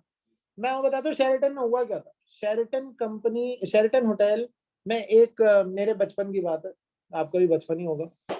एक स्कूल में मैं उसको पढ़ रहा था, तो मुझे याद है एक फॉरेन टीम पाकिस्तान में क्रिकेट खेलने आई थी। पाकिस्तान में क्रिकेट खेलने आई थी और वो शेरेटन में रहती थी। और वहां धमाका हो गया था गेट पे। जिस दिन वहां धमाका हुआ ना, शेरेटन में लोगों ने जाना बंद कर दिया। मुशर्रफ के दौर की बात बता रहा हूँ। शेरेटन में लोगों ने जाना बंद, शेरेटन के प्रॉफिट ड्रास्टिकली डिक्लाइन हो गए। मुझे याद है मेरे वैन ड्राइवर ने मुझे बताया था, बिलाल वो बच्चों आपको पता है वहां धमाका हुआ। तो वो चीज ऐसे मेरे दिमाग में बैठी हुई कि शेरेटन के साथ ये हुआ था। अब एक चीज होती है, शेरेटन के पास ना 2 ऑप्शन थे, या तो शट डाउन करते बंद कर दे, या स्ट्रैटेजिक ड्रिफ्ट करे। एक ऐसा पार्टनर ढूंढे जिसका मकसद ही क्या होता है, ऐसे वेंचर को उठाना जो डूब रहा होता है, यानी ऐसी स्ट्रैटेजी बनाना। आपको पता है मूव एंड पिक पाकिस्तान के अलावा दुनिया के 17 ममालिक में होटल चेन मैनेजमेंट का काम कर रही है। उन्होंने कोई आइडिया नहीं दिया। उन्होंने कहा 30% के प्रॉफिट के मालिक हम होंगे। उन्होंने पता क्या आइडिया दिया? नाम बदल दो, मूव एंड पिक रख दो। मूव एंड पिक रखा, एक फॉरेन एफिलिएशन आ गई। सेकंड, मूव एंड पिक रखने के बाद बोला आहिस्ता आहिस्ता शेरेटन का नाम ही मार्केट से खत्म कर देना। हालांकि दुनिया में शेरेटन है, मैं वो बता रहा हूँ। दुनिया मैं आंखों देखा, 30 दिन पहले मैंने टर्की में शेरेटन देखा था, 30-40 दिन पहले। तो शेरेटन तो है। शेरेटन का नाम खत्म किया, मूव एंड पिक को इनहांस किया, मूव एंड पिक को मार्केट में लाया। आज पीसी से ज्यादा मूव एंड पिक के प्रॉफिट्स। तरीका क्या होता है? स्ट्रैटेजिक ड्रिफ्टर्स को लेके आना, स्ट्रैटेजीज को रिवाइटलाइज या रेवोल्यूशन की तरफ, और चेंज को प्रॉपर्ली मैनेज करना। देखें मार्केट खराब किसी की भी होती है, शुएब शेख की भी तो हुई भी है ना। आई होप से तुम्हें पता है कौन है। जी सर। बोल न्यूज का सीईओ, एग्जैक्ट कंपनी का मालिक, हुई भी है ना, अभी पकड़ लिया ना दोबारा उसको। लेकिन शुएब शेख अभी भी एक बड़ा जाइंट है। You don't know the net worth of Shoaib Sheikh, and you don't know the net worth of Bold TV, and you don't know the net worth of exec company. Massive IT companies consider की जाती है पाकिस्तान की। एक जमाने में टक्कर देते थे इंडिया को, और ठीक है हमने पाकिस्तान के साथ ज्यादती की, बट कंपनी बहुत स्ट्रॉन्ग थी। तो यार कहने का मकसद है कि आपको अपना मिशन क्लियर है, आप अपना मिशन क्लियर कर लें, आप ऑर्गेनाइजेशन के हवाले से स्ट्रैटेजीज बना जाए। फिर clarity of mission on the future course of action. अब आप कैसे करेंगे? पूरी बेसलाइन मैंने बिठा दी। आप करेंगे पॉटर 5 फोर्स एनालिसिस, या तो आप पॉटर 5 फोर्स लगाएंगे, या आप पेस्टल लगाएंगे, या आप सॉर्ट लगाएंगे, या आप वैल्यू चेन लगाएंगे। वैल्यू चेन मतलब आपके 5 प्राइमरी 4 सेकेंडरी। थोड़ी देर में इन सारे मॉडल्स पे बात करेंगे। स्टेक होल्डर मैपिंग मॉडल लगाएंगे। स्टेक होल्डर मैपिंग मॉडल हम बेसिकली कहते हैं मेंडलो मैट्रिक्स मॉडल। मेंडलो मैट्रिक्स मॉडल क्या होता है, थोड़ी देर में इस पर भी बात करते हैं। अच्छा, जब भी तुम एनालाइज करते हो ना, तो तुम्हारे दिमाग में 2 मेजर मॉडल आते हैं। 2 मेजर मॉडल। अगर मैं मॉडल्स की बात करूं, स्ट्रैटेजिक मॉडल्स, तो इन स्ट्रैटेजिक मॉडल्स के हवाले से मुझे लगता है तुम बहुत एक्साइटेड हो पढ़ने के लिए, है भाई। एक होता है पेस्टल, ठीक है। आप करते क्या है, ये एक्चुअली मैं लेमन जबान में कहता हूँ तराजू मॉडल। तराजू मॉडल का मतलब क्या है? आप पॉलिटिकली इस मॉडल को कनेक्ट करोगे एक और मॉडल के साथ, दैट इज सॉर्ट। काम उसने कर रहे थे ना माइक्रो में। बता रहा हूँ पॉलिटिकली हमारी स्ट्रेंथ क्या है। फॉर एग्जाम्पल पाकिस्तान के अंदर कोई भी कॉटेज इंडस्ट्री लगाते हैं तो 5 साल तक टैक्स फ्री जोन में डाल दिया जाता है आपको। पाकिस्तान में आप कोई भी ऐसी इंडस्ट्री लगाए जिसमें आप 200 एम्प्लॉइज हायर करते हैं तो आपका टैक्स ब्रेक मिलता है, आपको टैक्स हेवन में डाल दिया जाता है, आपको 5 साल तक टैक्स नहीं देना पड़ता आपको। ऐसी पॉलिसीज एग्जिस्ट करती है, ये पॉलिटिकल स्ट्रेंथ है। फार्मास्यूटिकल कंपनी में 0 रेटेड टैक्स होता है, एग्जाम सप्लाईज होती है, ऐसी पॉलिसीज एग्जिस्ट करती है। इनका मकसद क्या है कि पाकिस्तान के अंदर प्रमोट करे। तो मुबारक हो, ये हमारी स्ट्रेंथ अगर मैं फार्मास्यूटिकल कंपनी में जाना चाहता हूँ। बट ये हमारी वीकनेस भी हो सकती है। पाकिस्तान में इंडस्ट्री को नेशनलाइज करने का जमाना आ गया, आया था, हिस्टोरिकली देखा है आपने, 70s में आया था सर। नेशनलाइज करने का जमाना आ गया या प्राइवेटाइज करने का जमाना है, इसका मतलब है स्ट्रेंथ। नेशनलाइज करने का जमाना है, वीकनेस। पॉलिटिकली अपॉर्चुनिटीज क्या है हमारे मुल्क के लिए?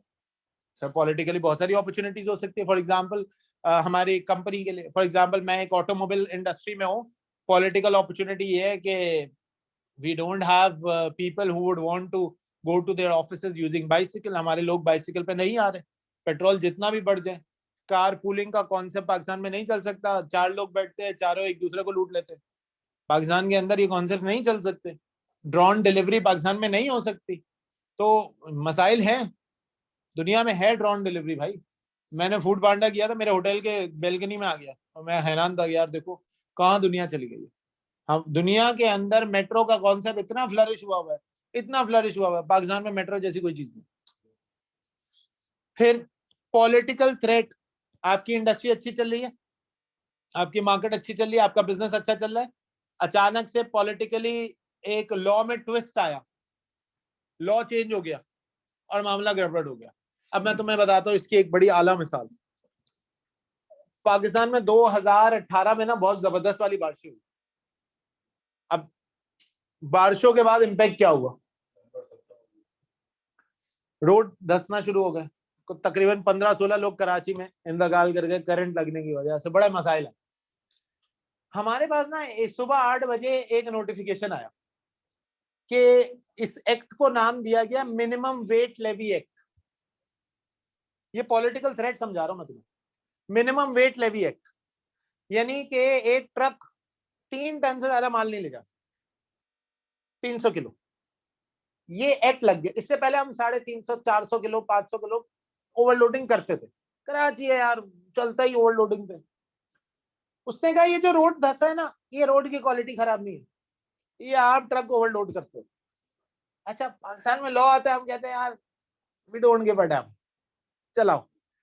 हमने भेजा, एफडब्ल्यूओ ने ना डंप करा दिया जहां पे वो आता है ना आपका हाईवे, उसके बराबर पे एफडब्ल्यूओ की गाड़ियां हो गई और डंप करा। बोला निकालो सारे, निकाल के साइड पे फेंकवा दिया और फोन किया आगे आगे उठा ले जाओ, नहीं जाने देंगे कराची से बाहर। मसला शुरू हो गया। थोड़ा सा इम्पैक्ट सोचना आप। हमने कहा ठीक है भाई, लॉ फॉलो करना पड़ेगा। क्या किया? ट्रक्स को कम लोड किया। क्या होगा इससे, कोई बता सकता? मैं ये कहता हूँ ट्रांसपोर्ट कॉस्ट बढ़ जाएगी। और क्या होगा? डिलीवरी, लीड टाइम बढ़ जाएगा, लीड टाइम बढ़ जाएगा। हिस्टोरिकली पिछले 7 से 8 साल में स्टील की प्राइस में 26 रुपए बढ़ा। 7-8 साल में उसे एक हफ्ते में 8 रुपए बढ़ गया। 1 वीक एंड 8 रुपीज। मसला आया, फंस गए हम। अरे 8 रुपए बढ़ गया यार एक हफ्ते में। हमने जाके बिलावल बाजी का दरवाजा खटखटाया। हमने कहा बाजी ये क्या कर रही हैं आप? तो उन्होंने कहा कि देखिए बात सुने, हमने लॉ पास कर दिए, इसका सॉल्यूशन भी हम ही देंगे। ठीक है भाई, सॉल्यूशन क्या निकाला होगा पता है? अंदाजा लगा, इससे अच्छा सॉल्यूशन बाहर से ट्रक्स इंपोर्ट कर लिए। बाहर से ट्रक्स इंपोर्ट कर लिया और जाहिर है जितने अमाउंट के इंपोर्ट किए उससे डबल अमाउंट कोट किया। और मैं आपको अमाउंट भी कोट करता हूँ थोड़ी देर में। बाहर से ट्रक मंगा लिए और ला के हमें खड़े कर दिए, बिल्कुल ब्रांड न्यू ट्रक ला के हमारे फैक्ट्री के बाहर खड़े हुए हैं कि बिलाल साहब चलाएं अब अपना काम।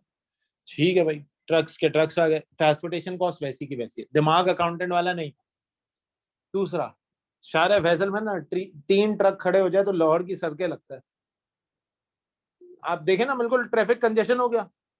ट्रैफिक कंजेशन हो गया, अल्टीमेटली क्या हुआ, वही मामला, फिर लीड टाइम बढ़ गया। फिर हमने बाजी का दरवाजा खटखटाया कि क्या कर रहे हैं आप, ये कोई तरीका है, बंद करें इसको। तो उन्होंने पता है क्या किया, उन्होंने सारे ट्रक्स वापस बुला दिए और लॉ खत्म। अभी वो ट्रक पता है क्या है, कोर्ट कासिम पे 100 ट्रक खड़े हैं, जिसका जब दिल चाहता है टायर निकाल ले जाता है, जब दिल चाहता है उसका शीशा निकाल ले जाता है, जब ट्रक की चाबी वाबी मिल गई तो अंदर का माल भी निकाल ले। मैं आपको बताऊं, there are more than 100 trucks in Karachi because of this bloody law. हुआ क्या, 1 महीने में लॉ रिवर्स। तो यार ये थ्रेट था ना, पॉलिटिकल थ्रेट था। वो 1 महीना अजियत गुजरता था हमारा। वहां से सप्लायर फोन कर रहा है, माल भिजवाओ। मैं कह रहा हूँ गाड़ी भिजवाओ, माल पड़ा हुआ है, गाड़ी नहीं, भिजवा नहीं सकते। अब मतलब सप्लायर कह रहे कंधों पे लेके आओ माल। भाई लीड टाइम बढ़ गया यार, डिमांड खड़ी भी है, माल ही नहीं। मैं आपको बता रहा हूँ प्री कोविड, तब पहले की बात, ये इन्फ्लेशन से पहले हम बड़े चलते थे। सर अल्टीमेटली ये थ्रेट है, पॉलिटिकल थ्रेट। तो हम हर चीज को ना वे करें, economical sort analysis, technological sort analysis, ecological sort analysis. Technological sort analysis पे मैं एक चीज बताता हूँ, एम्प्लॉय की मोटिवेशन बड़ा मैटर करती है ना। हमारी कंपनी में उन्होंने हमें ना हर डिपार्टमेंट में एलेक्सा ला के दे दिया। यू नो वो Alexa is, it's an artificially intelligent device. तो एलेक्सा आपको जो जो एक क्या कहते हैं, कमी रह गई थी ना कंपनी के अंदर, कि यार कोई बॉस हमारा ख्याल रखे, कोई बॉस हमारी नॉन फाइनेंशियल नीड का पूछे कि फिलहाल तबीयत ठीक है तुम्हारी, कैसे हो तुम। मतलब ये होता है, आप हंस रहे हैं, लेकिन ये ऑफिस में होता है कि यार बॉस आपको इज्जत देना तो यू फील गुड, यार आई फील प्राउड, यार I will be showing my loyalty, boss मुझे इज्जत देगा। अब वो एलेक्सा हमें इज्जत देती है। एलेक्सा जाके बोलती थी कि I guess you have not had your food right now, please stop your work and start having your food. दिल खुश होता है कि यार को तो कोई है जो ख्याल रख रहा है आपका ऑफिस के अंदर। ठीक है, फिर शादी कर लिया हमने तो उसके बाद मामला बड़ा डिफरेंट हो गया। बट कहने का मकसद ये है कि you have different objectives to run within your company. ठीक है, आप जब अपनी कंपनी चलाते हैं तो आपको कुछ ऑब्जेक्टिव्स को पूरा करना पड़ता है और आपको 2 मॉडल्स को अप्लाई करना। अच्छा, अब एक चीज और बता दो, ये बहुत अर्ली बात बता रहा हूँ, लेकिन मेरा क्योंकि डिस्कशन अच्छा हुआ है तो मैं बताना चाहूँ, ये सॉर्ट भी ना एक्चुअली एनालिसिस नहीं है, ये एक टूल है। मतलब समझे, इससे हम एनालिसिस शुरू करते हैं। एक्चुअली इसका जो मॉडल है ना, that model is toes model.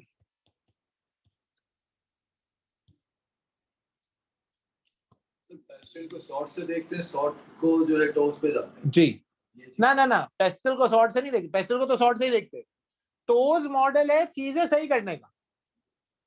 अब इसमें पता है क्या होगा, use your strength to eliminate threat, eliminate your weakness to gain opportunities, use your strength to opportunize the opportunity that are falling within your line, reduce your weakness to reduce threat। ये 4 बातें करते हैं। यानी हम आपको बता रहे हैं पॉलिटिकल स्ट्रेंथ क्या है, वीकनेस क्या है, अपॉर्चुनिटी क्या है, थ्रेट क्या है, पता चल गया। अब पता करके क्या करना है, फ्रेम तो नहीं करना, पता करके मॉडल लगाना है। कि अब हम टोज मॉडल लगाते हैं, पता चल गया भाई political, let's suppose technological threat ये है कि हमारे पास अपनी वेबसाइट नहीं है। तो अब ये पता क्या कहेगा, use your weakness to eliminate threat. हमारे कंपेटिटर के पास वेबसाइट है, कंपेटिटर हमसे अच्छा प्रॉफिट कमा रहे हैं, हम एक काम करते हैं टेक्नोलॉजिकली अपनी वेबसाइट को लॉन्च करते हैं, वीकनेस एलिमिनेट होगी, थ्रेट रिड्यूस हो जाएगा। वीकनेस क्या थी इसमें? क्योंकि हमारे पास आईटी सिस्टम नहीं है, हमारे पास अपनी वेबसाइट नहीं है। आप अपनी वेबसाइट को ऑपरेशनल कर लें, लाइव कर दें, आपकी सेल्स वेबसाइट से भी आने शुरू हो जाएगी, आपके मोमेंटम बढ़ जाएंगे, आपकी प्रॉफिटेबिलिटी इंक्रीज। ये तो सब्जेक्टिविटी है ना, हम किसको किससे यूज कर लें सर। नहीं, ये मॉडल लगेगा ना आगे नहीं जाके। मतलब सब्जेक्ट स्ट्रेंथ से थ्रेट भी रिड्यूस कर सकते हैं। बिल्कुल ऐसे हो, वीकनेस है, अपॉर्चुनिटी, चारों चीजें उसमें, प्रोबेबिलिटी का पूरा फायदा उठाया है इस मॉडल में। बताता हूँ थोड़ी देर। क्लियर होती है बात यहाँ तक? चलो, आई होप सो ऑनलाइन वालों को भी क्लियर हो रही होगी चीजें मेरी। अच्छा, ऑनलाइन वाले हजरात, अगर आपको कोई सवाल पूछना हो ना तो यू कैन अनम्यूट योरसेल्फ। ठीक है, आप अपने आप को अनम्यूट कर लेना और सवाल पूछना। अहमद पूछना है तो कर लो बेटा। कोई सवाल पूछना है किसी ने ऑनलाइन में? अगर पूछना है तो आप अनम्यूट कर सकते हैं। ओके। कहता है strategic choices generate all possible option. देखिए अब मेरा अगला काम क्या है कि मैं तमाम पॉसिबल ऑप्शंस ढूंढ लूं।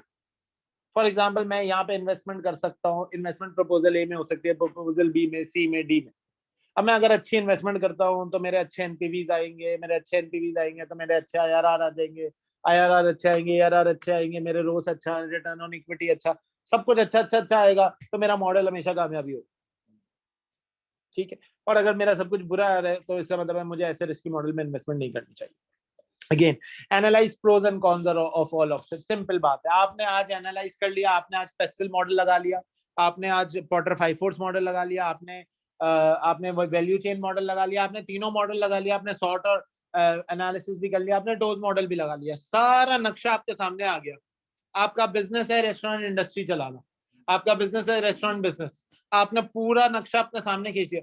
अब आपके पास आ जाएगा प्रपोजल। प्रपोजल ये है कि ठीक है इस मॉडल को देखते हुए कराची के अंदर रेस्टोरेंट चल सकता है। तो मैं पहली चीज एक काम करता हूं, मैं देखता हूं कि मैं कराची में अगर मैं रेस्टोरेंट रन करता हूं तो उसको रन करने के मेरे पास ऑप्शन ये है कि मैं किसी के साथ पार्टनरशिप पे खोल लूं, या मैं अपना एक छोटा रेस्टोरेंट ओपन कर लूं, या मैं रेस्टोरेंट चलाना चाह रहा हूं उसके अंदर मेरे पास ये मॉडल हो सकता है कि मैं रेंट की जगह ले लूं और जो अंदर का मॉडल है और अंदर की जो स्ट्रैटेजी है वो खुद बना लूं। मैं तीनों ऑप्शंस के प्रोज एंड कॉन्स देखूंगा। अगर मैं किसी को पार्टनर बनाता हूं तो मैं एक्चुअली अपने प्रॉफिट में शराकतदारी दे रहा हूँ, शेयर दे रहा हूँ। नहीं सर मैं अपना रेस्टोरेंट पूरा कर रहा हूँ तो मुझे जाहिर है फाइनेंशियल मसल्स बड़े स्ट्रॉन्ग चाहिए। नहीं सर मैं शरीक भी नहीं कर रहा, मैं अपना रिसोर्सेज पूरी भी नहीं यूज कर रहा, मैं रेंट के ऊपर प्रॉपर्टी ले रहा हूँ, जिससे क्या होगा मेरी फाइनेंशियल रिसोर्सेज कम यूटिलाइज होंगे। लेकिन मुझे डर है कि किसी दिन अगर मेरी प्रॉपर्टी का रेंट उसने बढ़ा दिया या उसने बोला खाली करो तो मुझे लोकेलिटी चेंज करनी पड़ेगी, और अगर मुझे लोकेलिटी चेंज करनी पड़ी तो मेरा हो सकता है अच्छा चलता हुआ रेस्टोरेंट जो कि 5-10 साल में हो जाएगा, जो मैंने अपनी मेहनत से बनाया होगा, ऑर्गेनिकली ग्रो किया होगा, वो गिर जाएगा। तो मुझे सारे ऑप्शंस के प्रोज एंड कॉन निकालने पड़ेंगे। पूरा नक्शा खिंच गया। अब जब नक्शा ये देखिए हम बिजनेस बना रहे हैं, हाँ लीडर है ना हम, हमने बिजनेस बनाना है। कहते हैं सेलेक्ट द स्ट्रैटेजी। अब मुझे स्ट्रैटेजी समझ आती है कि भाई मैं किसी के साथ पार्टनरशिप पे बिजनेस खोल रहा हूं। मैंने खोला भी ऐसे ही था पार्टनरशिप। आप पार्टनरशिप में बिजनेस खोल लें, पार्टनरशिप में बिजनेस खोलने के बाद मैंने अपना इन्वेस्टमेंट मॉडल डिसाइड कर लिया, मैंने अपना स्ट्रैटेजिक मॉडल डिसाइड कर लिया, मैंने अपना बिजनेस का डोमेन डिसाइड कर लिया। अब मैंने बिजनेस के अंदर पैसा लगा के इन्वेस्टमेंट शुरू कर, ठीक होगी। कहता है स्ट्रैटेजी इन एक्शन, आज आप इंप्लीमेंट कर, बन गई आपकी स्ट्रैटेजी, हो गया आपका काम शुरू। Implement the selected strategy, monitor the result. Selected strategy implement करें, 6 महीने बाद एक मॉनिटर रिपोर्ट निकाल दे। मैं बताता हूँ एग्जांपल, मैंने पहले साल ना आपको पता है रेस्टोरेंट में 12 लाख का नुकसान किया पहले साल। हालांकि मैं पढ़ा लिखा हूँ, मेरा जो पार्टनर था वो अनपढ़ जाहिल है, मतलब अनपढ़ तो नहीं कहूंगा बट कम पढ़ा लिखा है। वो सेठ है, मतलब वो सेठिया निजाम चलाता है, उसका दिमाग सेठों वाला है। मतलब वो मुझे कहता था क्यों डॉक्यूमेंटेशन बनाते हो प्रॉफिटेबिलिटी, बेहतर है हम अल्लाह पे भरोसा रखें। तो मैं उसे कहता था कि अल्लाह पे तो भरोसा रखे, पता तो चले कितना पैसा आ रहा है कितना जा रहा है। कहता है जरूरत ही नहीं है, जेबें भरी हुई है गुड है, जेबें खाली है मुश्किल में है, अल्लाह ताला से माफी मांग लेनी चाहिए। तो वो ऐसी नेचर थी उसकी। तो हम दो डिफरेंट कॉन्फ्लिक्टिंग नेचर के लोग थे। हमने स्ट्रैटेजी को इम्प्लीमेंटेशन में डाली, 12 लाख रुपए का नुकसान। सोचो पहले साल 12 लाख का नुकसान करके अगर कोई बैठा हो बिजनेस के अंदर तो दूसरे साल वो स्टार्ट करने से पहले पता है क्या सोचेगा, अरे बंद करो इस बिजनेस को यार। मैं जो जहां से कमाता था ना मैं जाके अपने रेस्टोरेंट में लगा देता था कि 12 लाख का नुकसान हुआ रिकवर करो। लाओ, मैं यहाँ से कमाता था तो चलो भाई वहां पैसा, जहां से उस वक्त मैं यहाँ नहीं था लेकिन मैं जहां पे भी था मैं वहां से पैसे उधर दे देता। दूसरे साल हमने 4 लाख का नुकसान किया। पता है क्या डिफरेंस आ गया था? डिफरेंस आ गया था, बिजनेस चलाना आ गया था। स्ट्रैटेजी जो गलत बनाई थी ना वो सही कर ली। सिर्फ 6 लाख रुपए का नुकसान हमने पता है कैसे रिकवर किया? हमने एक बंदे को, एक इटालियन फूड कंपनी थी, एक इटालियन फूड चेन था, उसने बोला मेरा भी जो फूड का एक मेन्यू कार्ड है ना वो ऐड कर दो अपने मेन्यू कार्ड के अंदर। तुम जब अपने मेन्यू कार्ड में मेरे मेन्यू कार्ड ऐड कर दोगे ना तो मैं उसका रेंट दूंगा 6 लाख रुपए, मैं यहाँ पे बना के बेचूंगा और मेरा भी खाना बिकेगा। उसने दूसरे साल हमें सपोर्ट दे दी, 6 लाख का नुकसान उसकी वजह से रिड्यूस हुआ। बाकी हमें इन्वेंट्री मैनेजमेंट आ गई थी। सब्जी की मैनेजमेंट करना बड़ा मुश्किल काम है, गोश्त की मैनेजमेंट करना बड़ा मुश्किल काम है। तीसरा हमने अल्लाह ताला को शरीक कर दिया। शरीक पता है कैसे किया? हमने कहा जो खाना बचेगा एक ऑर्गेनाइजेशन को शाम में दे देंगे, फ्रेश, खराब नहीं। उससे हमारे प्रॉफिटेबिलिटी बढ़ गई। 4 लाख का नुकसान किया, एक दूसरे को गले लगा लिया हमने। तीसरे साल हम 0 प्रॉफिट 0 लॉस पे आ गए, ब्रेक इवन पे आ गए, मतलब हजारों में प्रॉफिट था, कुछ खुश हो गए था। चौथे साल इतना प्रॉफिट हुआ है, इतना प्रॉफिट हुआ है कि मैंने ये सोच लिया था कि भाई अब मैं जो है ना कोई और काम नहीं करूंगा, छोड़ दे कितना। मैंने सोच लिया था कि अब मैं कोई और काम नहीं करूंगा और ये फजूल गाड़ियां नहीं चलाऊंगा। ठीक है, मैंने लैंड क्रूजर या वीगो निकालने का सोच लिया था उससे, और मेरा इतना प्रॉफिट हुआ कि मैं निकाल सकता था। ठीक है, 5वें साल खैर अल्लाह ताला की मर्जी नहीं थी उसमें, आग लगी। हाँ यार नहीं, लैंड क्रूजर तो नहीं खरीदी, मतलब वो मजाक में बोल रहा हूँ, डायरेक्ट इतने पैसे लेके मैं लैंड क्रूजर थोड़ी लगा। हाँ, लेकिन मैं सोचना शुरू कर दिया था कि काम छोड़ दूंगा। बहुत कमा लिया दूसरों की खातिर, बहुत कर लिया टीएसए में काम।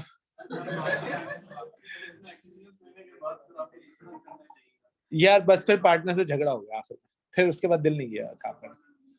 अब मुझसे ना रिस्क लेते हुए डर लगता है। अब मैं सोचता हूँ रिस्क लूं तो करूं, मतलब खुद से रिस्क लेने का दिल नहीं मानता। आपके साथ कोई बुरा इवेंट हो जाता है, आप परेशान हो जाता है ये बात। खैर, तो कहता है अगर आपको लगता है आपकी स्ट्रैटेजी सही चल रही है, good, 12 lakh 4 lakh 0 and good profit. तो अगर आपकी स्ट्रैटेजी सही चल रही है तो आप चलाएं, नहीं चल रही तो आप अमेंड करें अपनी स्ट्रैटेजी। हम लोग अमेंड करते थे, हमें इन्वेंटरी मैनेजमेंट सबसे मुश्किल काम लगता था, जो आप इतना जल्दी नहीं कर लेते। ईओक्यू, ईबीक्यू, आपका जस्ट इन टाइम सिस्टम, मुझे बता आप लोग कितना कौन कौन सा और पढ़ते हो, लेकिन कितना आसान होता है ना किताबों में करना। करके दिखाओ बिजनेस में आगे, 1 महीने में ना 14 तबक रोशन हो जाएंगे तुम्हारे। सब्जी की मैनेजमेंट नहीं कर सकते यार। मैं तो सोचता हूँ ये यूनिलीवर और नेस्ले वाले पता नहीं कैसे अपने गोडाउन चला रहे हैं, कैसे अपनी इन्वेंट्री को मैनेज करें। हमसे तो 50 किलो सब्जी मैनेज नहीं होती थी। कभी लेके आए 50 किलो, 10 किलो यूज हो रही है, कभी 50 किलो 70 किलो की डिमांड आ गई। अजीब पागलपन में घूमते रहते थे। मतलब मैंने वो टाइम तक देखा कि मैं गाड़ी में सब्जियां खरीदने जा रहा हूँ, दुकानों से बोलता था यार 10 किलो ये मिल जाएगा, 10 किलो ये मिल जाएगा, 10 किलो, और मैं लोगों से जमा करके सब्जियां लाता था शेफ को। ऐसा ऐसा वी लर्न। जितनी बुकिश नॉलेज है ना, ये बुक में ही रह जाती है। बिजनेस बिजनेस है बाबू, आप करके देखें, आपको लग पता जाए। यार तुम थे नहीं उस वक्त, करना मैं तुम्हें पार्टनर बना। मेरा मूड नहीं है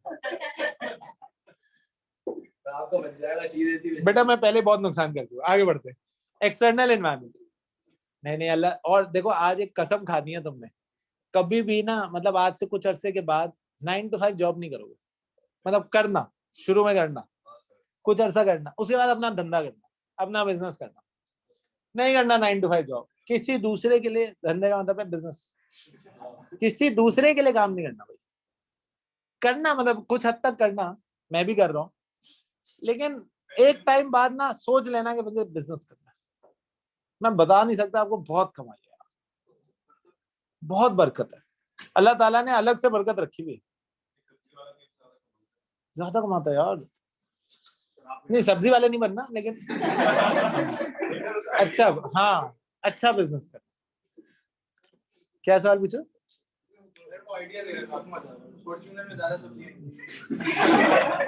चले यार, फॉर्च्यूनर, हमारे बॉसेस के पास फॉर्च्यूनर और लैंड क्रूजर है, मैं वही देख के खुश हो जाता हूँ।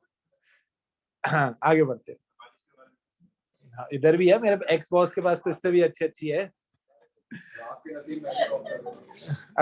मुझे पता था तुम जहाज की बातें करोगे बीच में, मुझे पता था तुम जहाज बनने का बहुत शौक है तुम्हें यार। लेकिन चले वापस आते, एक्सटर्नल एनवायरनमेंट की बात करते हैं। External environment means external factor that surrounds or affect the business. For example, economy, law, customers and competitors. लेकिन लॉ के बदलने से मेरी कंपनी को तो असर आ गया, कंपेटिटर्स के स्ट्रांग होने से हमें असरात आते हैं, कस्टमर्स की ओरिएंटेशन होने से। देखें, कुछ भी कहें, मार्केट के अंदर अगर कस्टमर का एक फोकस बन जाता है ना कि इससे परचेज करना है, तो फिर सेलर जो है वो अपनी प्रोडक्ट को प्राइड या नीश मार्केट समझने लग जाते हैं। एक जमाने में मेहरान वॉज फॉर ऑल, लेकिन फिर एक ऐसा भी टाइम आया कि जहां मेहरान की कैटेगरी को भी जो है ना लोग टच नहीं कर पाते, और मेहरान अपने आप को नीश मार्केट में इंट्रोड्यूस कराने चला गया। यानी मेहरान का पहला सवाल ये होता था लोगों के घर की पहली गाड़ी मेहरान है, फिर एक ऐसा टाइम भी हमने देखा जब लोगों के घर की ऑल्टरनेट गाड़ी मैरान, ऑल्टरनेट का मतलब है कि यार एक बड़ी गाड़ी रखी हुई है, एक फ्यूल एफिशिएंट गाड़ी रखी हुई, तो उसमें सबसे बड़ा कंट्रीब्यूशन पता है किसका था? पेट्रोल का। आज आप देख लेना ऑल्टो की सेल्स बढ़ गई है ना, क्या रीजन है? बड़े बड़े घरों में, डिफेंस में, इधर उधर आप देखें ऑल्टो रखी हुई है लोगों ने, but the reason is because they want to save fuel, मतलब सेव फ्यूल नहीं, सेव मनी, पैसा बचाना है। और पैसा बचाना है तो आपको, अब एक कंपनी इनडायरेक्टली किसी वजह से अफेक्ट हो गई जो कि शायद नहीं होनी चाहिए थी। फिर टाइप्स ऑफ एक्सटर्नल एनवायरनमेंट, जैसे मैंने आपसे कहा कंट्री वाइज एनालिसिस करना है तो पेस्टल मॉडल है, और इंडस्ट्री वाइज एनालिसिस करना है तो दो मॉडल है आपके पास, ना आपका Potter 5 force and Potter value chain analysis.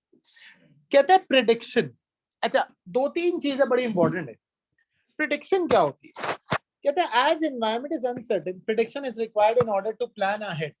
The better the prediction, the more successful the strategy will be. देखिए, आज से आप प्रिडिक्शन करते हो, जैसे मैं आपको देखते हुए ये प्रिडिक्शन करता हूँ कि आप लोग जून में एसबीएल पास हो जाएंगे, ठीक है, ये मेरी प्रिडिक्शन है। अब उस प्रिडिक्शन की बेसिस क्या होगी? उस प्रिडिक्शन की बेसिस होगा मेरा हिस्टोरिक रिजल्ट। यार मैंने इससे पहले 57% से 67% तक का रिजल्ट जनरेट किया हुआ है, तो 57 से 67% एक अच्छा रिजल्ट है, तो क्लास का 67% बच्चे ने पास होने के चांसेस दिखाता है। इस दफा और ज्यादा चांस हो जाएगा, मैं और मेहनत करूंगा। लास्ट टाइम हमने पेपर बहुत चेक कर दिए जिससे बच्चे के पास कंपेटिटिव एडवांटेज आ गया। बहुत सारी चीजें जब सोचते हैं ना, तो फिर मुझे प्रिडिक्टेबिलिटी करना आसान हो जाता है। इस जब मैं शुरू में बैच पढ़ाता था ना एसबीएल का, तो मैं सोचता था यार पता नहीं बच्चा पास होना हो, खुदा ना खासा नहीं हुआ तो मेरी मार्केट खराब हो जाएगी, मैं बच्चे को फेस कैसे करूंगा। मेरे पास ना, मैं एसबीएल पढ़ाना शुरू किया था एक जगह से, तो मैंने वहां पे ना 3 बच्चे बल्कि 4 बच्चे पढ़ा, तो एक बच्चा भाग गया। पता है क्या बोल के भागा? सर बराबर में एक टीचर की क्लास चल रही है, वो भी एसबीएल पढ़ाता है, और उसकी क्लास में 100 बच्चे, 100 बच्चे, और आपकी क्लास में 3 बच्चे, मैं आपसे क्यों पढ़ूं? बात तो सही थी यार उसकी, मतलब मैं भी होता तो यही बोलता। मुझे बहुत बुरा लगा वो बच्चा, जहर लगा मुझे वो बच्चा। मैंने कहा गेट आउट, वो निकल भी गया, तो उसने पढ़ना ही नहीं था मुझसे। 3 बच्चों से जब मैंने शुरू किया ना, तो पहला रिजल्ट वो समथिंग जिसमें मैंने डिटरमाइन करना था कि बिलाल अब तू एसबीएल पढ़ा सकता है या नहीं। और आज अल्हम्दुलिल्लाह हम कराची का सबसे बड़ा क्राउड लेके बैठे, फिजिकल और ऑनलाइन मार्केट में ना इस वक्त, मतलब अल्लाह माशाल्लाह से एसबीएल का सबसे बड़ा क्राउड हमारे पास। लेकिन उसके पीछे एक बहुत बड़ी प्रिडिक्टिव बेस थी। प्रिडिक्टिव बेस पता क्या थी? कि हर बैच में ना मैं प्रिडिक्शन कर सकता था कि अच्छा अब अगर मैंने ये मेहनत कर दी ना, तो ये रिजल्ट तो मेरा डिटरमिन्ड है, ये मेहनत कर दी तो ये। और मेरी एक आदत थी, एक चीज के पीछे पड़ जाऊंगा, अभी आपको अंदाजा होगा थोड़े दिनों में ना मैं थोड़ा सा ना इस मामले में पागल हूँ, मैं खुद को पागल बोल रहा। क्यों? आपको पकड़ पकड़ के प्रैक्टिस कराऊंगा, और अगर आपने नहीं की ना तो आपको जलील भी उसी तरह करो। मेरी ये है आदत, चाहे आप ऑनलाइन में चाहे फेस टू फेस में, ये मुझे आपने प्रैक्टिस क्वेश्चन करके देने हैं लाजमी। नहीं करेंगे अपना नुकसान भी करेंगे और सबसे ज्यादा मेरा नुकसान करेंगे, क्योंकि मेरी प्रिडिक्शन खराब हो जाएगी पिछली बार, राइट? तो प्रिडिक्टिव एनालिसिस करने के लिए ना we use certain types of models, certain types of activities, जिसको हम फोरकास्टिंग, सिनेरियो बिल्डिंग और बजटिंग कहते हैं। Sir what is the difference between forecast and budget? Weather forecast होता है या बजट होता है? सर बजटिंग के लिए फोरकास्टिंग जरूरी है? फोरकास्ट करते हैं तो फिर बजटिंग करते हैं। उसने गलती से कर करने के लिए फोरकास्टिंग करना जरूरी है कि आने वाले साल हमारी सेल्स कितनी होगी। ऐसा सही कह रही है? पीएम की जबान कह रहा हूँ, पीएम की जबान बुलाओ, तुम्हारे पीएम के डिटेल। पीएम की नहीं। फोरकास्टिंग। हाँ भाई जवानों बताओ ना, सही कह रहा हूँ कि कह रहा हूँ? राजा बना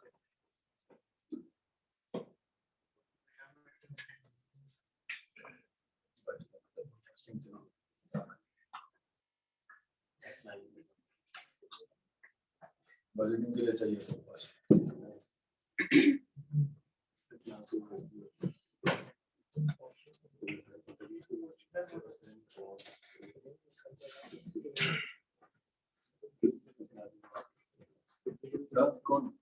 Forecasting expectation, budget is commitment. Forecasting is expect. हाँ सही है ना, expectation है ना. Open forecasting is open to risk and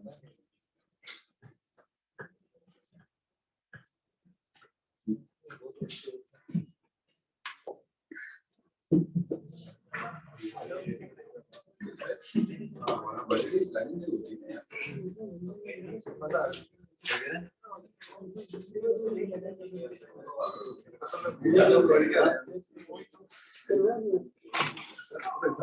कुछ मेंटेनेंस का काम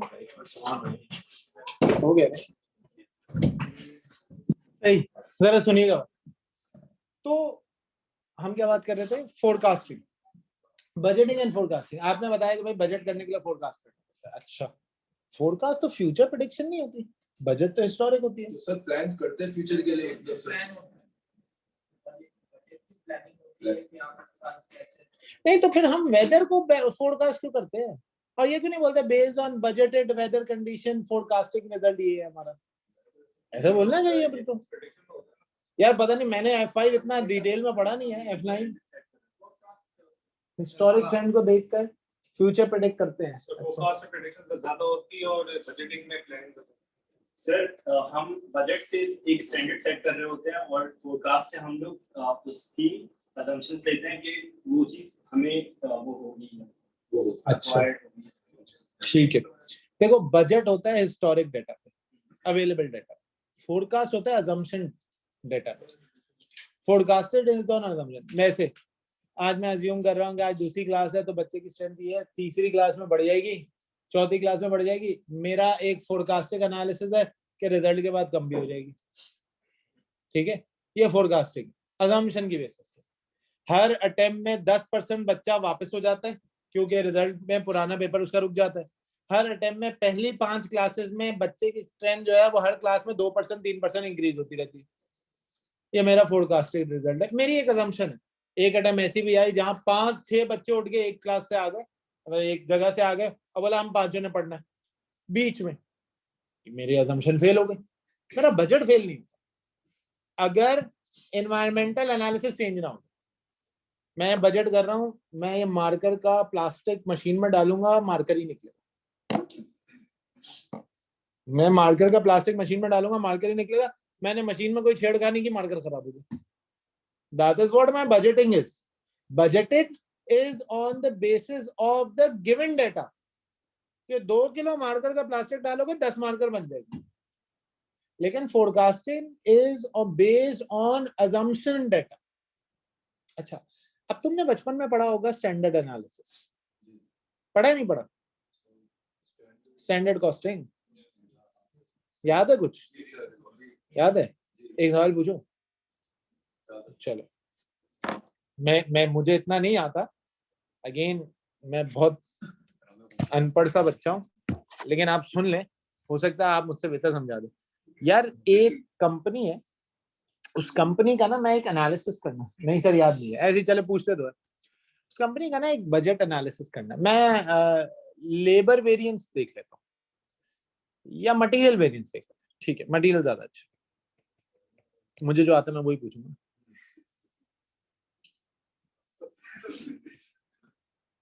सब्जी वाला वेरिएंस भी पूछ सकते हैं, ये भी सही है। अच्छा मुझे एक बात बताओ, मटेरियल के कितने वेरिएंस होते हैं?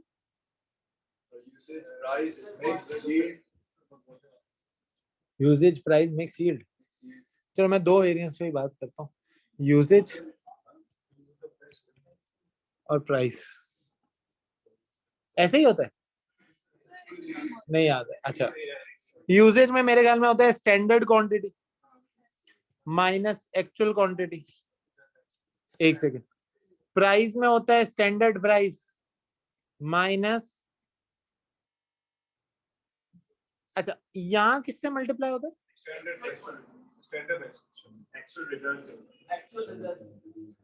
Actual price. और यहाँ किससे होगा?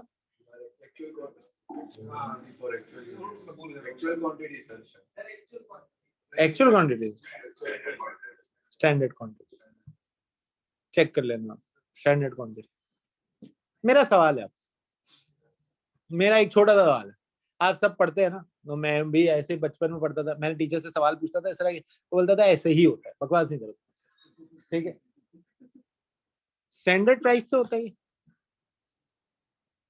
चेक करें जरा क्या होता है। मुझे खुद भी भूला हुआ, क्योंकि इसमें से एक एक्चुअल है, एक स्टैंडर्ड है। हाँ भाई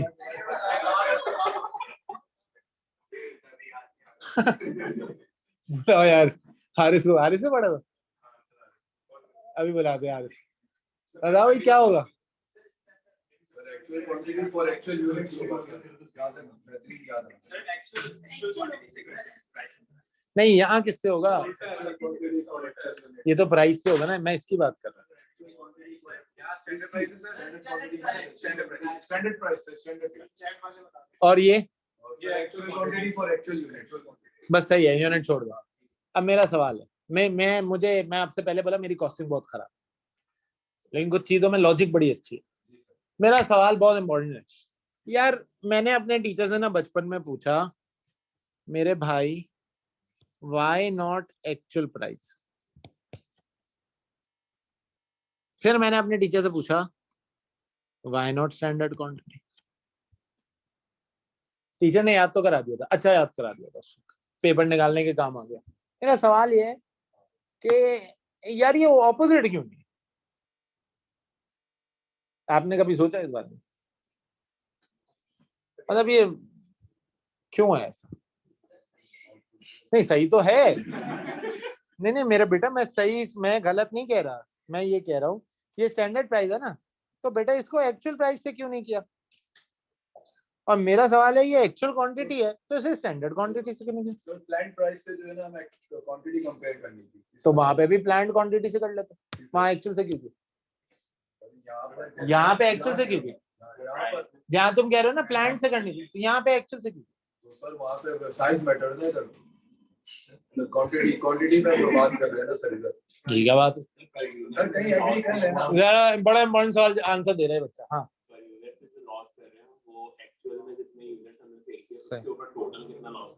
सही है, तो फिर वहां पे ऐसा क्यों नहीं किया?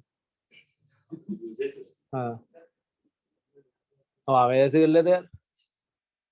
तुम ये कह रहे हो ना यहाँ पे एक्चुअल पर यूनिट का रियलिटी की फिगर लेते, तो इधर रियल का क्या मसला है? यहाँ भी एक्चुअल प्राइस ले लेते भाई। देखिए मैं तो एक स्टूडेंट के पॉइंट ऑफ व्यू से बोला, मैं स्टूडेंट हूँ इस वक्त, आपने मुझे इसका F9 समझाना, मुझे नहीं समझ। मैं कंपनी का एनालिसिस करने जा रहा हूँ, मैं एक नया बिजनेस खोल रहा हूँ और आप सब मेरे टीचर हैं, मुझे परेशानी हो रही, मैं करूँ।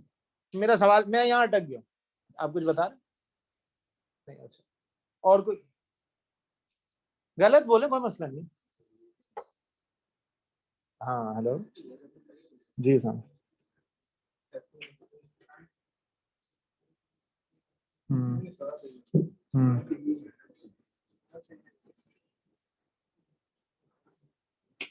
किस सब्जेक्ट? किस तुम पढ़ा रहे?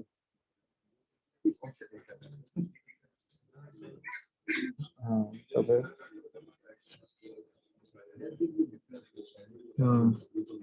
अच्छा मैं अभी क्लास में हूँ तो मैं थोड़ी देर में कॉल करता हूँ, मैं क्लास में अभी थोड़ी देर में करता हूँ। हाँ जी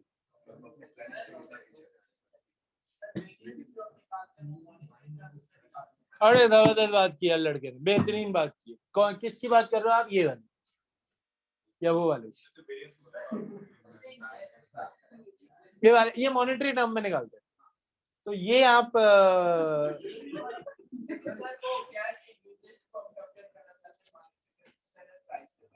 क्यों?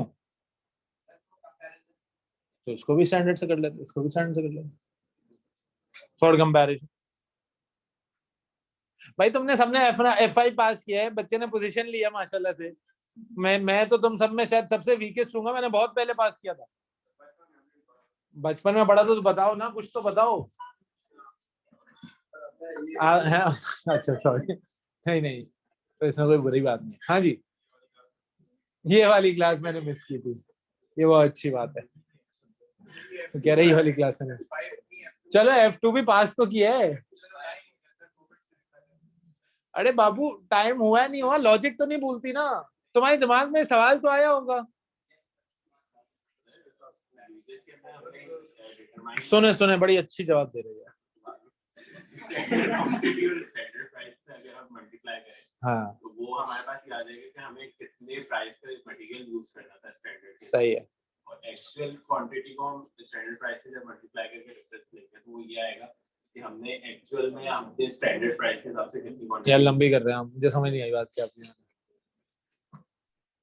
सर ऑनलाइन में जवाब दे सकते हैं? बिल्कुल जवाब दे सकते हैं, बिल्कुल। सर यूजेज में हम लोग पुरानी क्वांटिटी पे चेक कर रहे होते हैं कि अभी जो हमने पहले जो प्राइस डिटरमिन किया था बजट के हिसाब से, उसकी वजह से कितना फर्क आया होगा। क्यों क्यों प्राइस में पुराने हम, पे क्यों कर रहे हैं? क्योंकि सर बजट वेरिएंस तो बजट की वजह से आता है ना, जो हमने बजटेड किया होता। नहीं क्यों आता है, मेरा सवाल है क्यों एक्चुअल बेस नहीं आता। मेरा क्योंकि सवाल सर ही स्टैंडर्ड, भाई देखें, मैं एक हूँ लेमैन आदमी, आपने लेमैन को समझाना है। ओके सर सोचने दें। कह रहे नहीं समझा रहा मैं। अच्छा, और कोई सर प्राइस फेवरेबल आने की वजह ये होती है कि फेवरेबल की बात ही नहीं पूछी मैंने। आ रहे ना इससे। अच्छा एक मिनट, एक मिनट किससे पूछा। हाँ पहले थोड़ा मजाइया वाला सा आंसर मिला ना, फिर आप लोग। हाँ हाँ बताओ। प्राइस कंपनी कंट्रोल कर सकती है, क्वांटिटी कंट्रोल करनी है। प्राइस कंपनी कंट्रोल कर सकती है, कैसे कंट्रोल करेगी? मैं ओ बाबू मटेरियल खरीद रहे, बेच थोड़ी रहे, तूने पूरी बेस ही हिला दी। कह रहे मटेरियल खरीद के लगाएगा, बाहर वाले को बोलेगा प्राइस अगर 2 रुपए ऊपर की गोली मार दूंगा। देखो मजाक नहीं करें, सही सही जवाब दे यार। वेरी गुड यार। तो हम इसका एक काम करते हैं, हम कहते हैं यार फिरौन के जमाने की प्राइस उठाएंगे, क्योंकि प्राइस तो चेंज होती रहती है, तो हम जो है ना वही प्राइस लेंगे कि 2 रुपए में आटा मिलता था, 10 रुपए में रोटी मिलती थी। यार स्टैंडर्ड प्राइस मतलब मैं कंपनी का एनालिसिस करने जा रहा हूँ, मैं तो चेंज चाहूंगा हो जाए, मैं तो असल चीज निकालूंगा ना, वरना मैं कंपनी को गलत चीजें बेच दूंगा।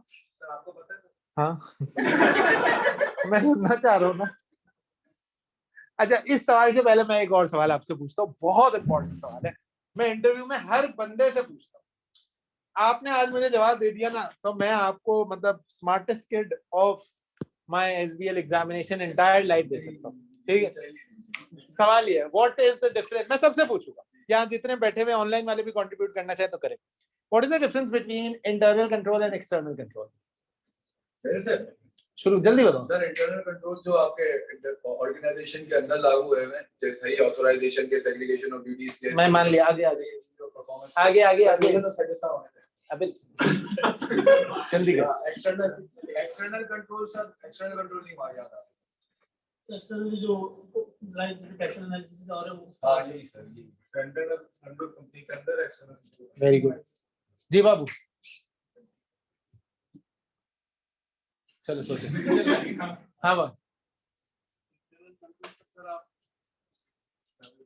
छोड़ यार जी भाई।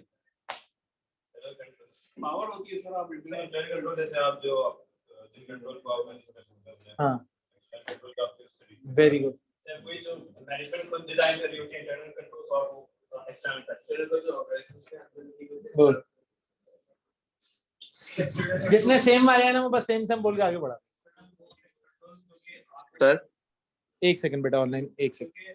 तो बेसिकली हम कंट्रोल डायरेक्टली नहीं कर पाते, वेरी गुड, और सही है, सही मैं समझ गया, आगे। Very good very good very good. अच्छा तुम बैच में थे तुम।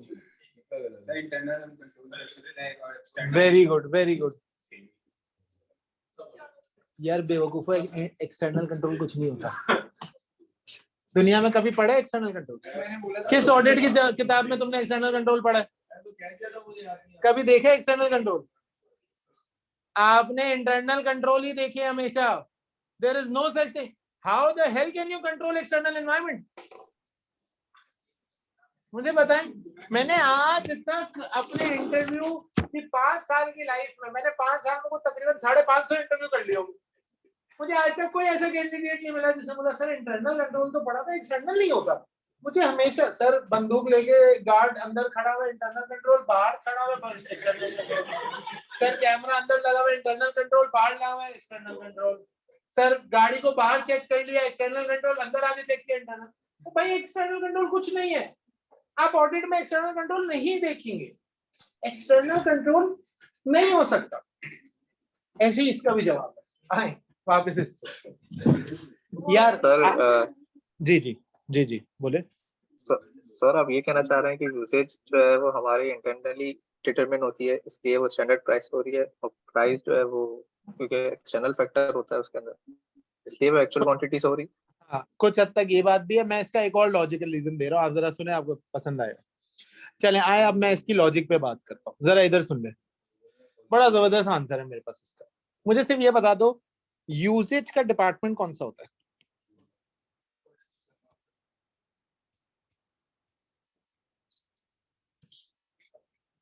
और इसका डिपार्टमेंट कौन सा होता है? ना ना, आपका परचेजिंग डिपार्टमेंट या प्रोक्योरमेंट डिपार्टमेंट। अब इसके ऊपर ना एक छोटी सी एग्जांपल बनाते हैं। मिसाल के तौर पे स्टैंडर्ड क्वांटिटी है आपकी 1 यूनिट बनाने की 50 केजी, और एक्चुअल क्वांटिटी है 60 केजी। स्टैंडर्ड प्राइस है 20 रुपए और एक्चुअल प्राइस है आपका 40 रुपए, ये बल्कि ज्यादा हो गया, 25 रुपीज। तो मैंने कहा भाई आपने 50 किलो लगाना था, लेकिन बेशरम प्रोडक्शन डिपार्टमेंट तुमने 60 किलो लगा दिया। इसका मतलब है तुमने 10 केजी एक प्रोडक्ट में ज्यादा लगा दिया। अब अगर मैं इसे एक्चुअल से मल्टीप्लाई करूं तो कितना होगा? 25। तो बोलेगा बात सुनो, इतनी बेशर्मी करना जितना मैं एक्सेप्ट कर सकता हूँ। मैंने 10 केजी ज्यादा लगाया, मैंने मान लिया। इसने 25 रुपए पे नेगोशिएट किया इस डिपार्टमेंट में, इसमें मेरा क्या कसूर है? बात समझ आई? यार ये जो 25 रुपए एक्चुअल प्राइस है, अगर मैं इसे एक्चुअल प्राइस से मल्टीप्लाई कर दूं, ये तो इस आदमी की नेगोशिएशन है ना। अगर ये 10,000 होती तो मेरा वेरिएंस क्या होता? मैं तो लुट जाता, तुम तो मुझे गोली मार देते उठा के। That is the reason why we multiply this with standard price. समझ आई बात? स्टैंडर्ड प्राइस तुम्हें डे 1 पे बता देंगे कि 20 रुपए है। अब तुम्हें जितने भी वैल्यूएशन मिलेगी ना, वो 20 के हिसाब से मिलेगी, राइट?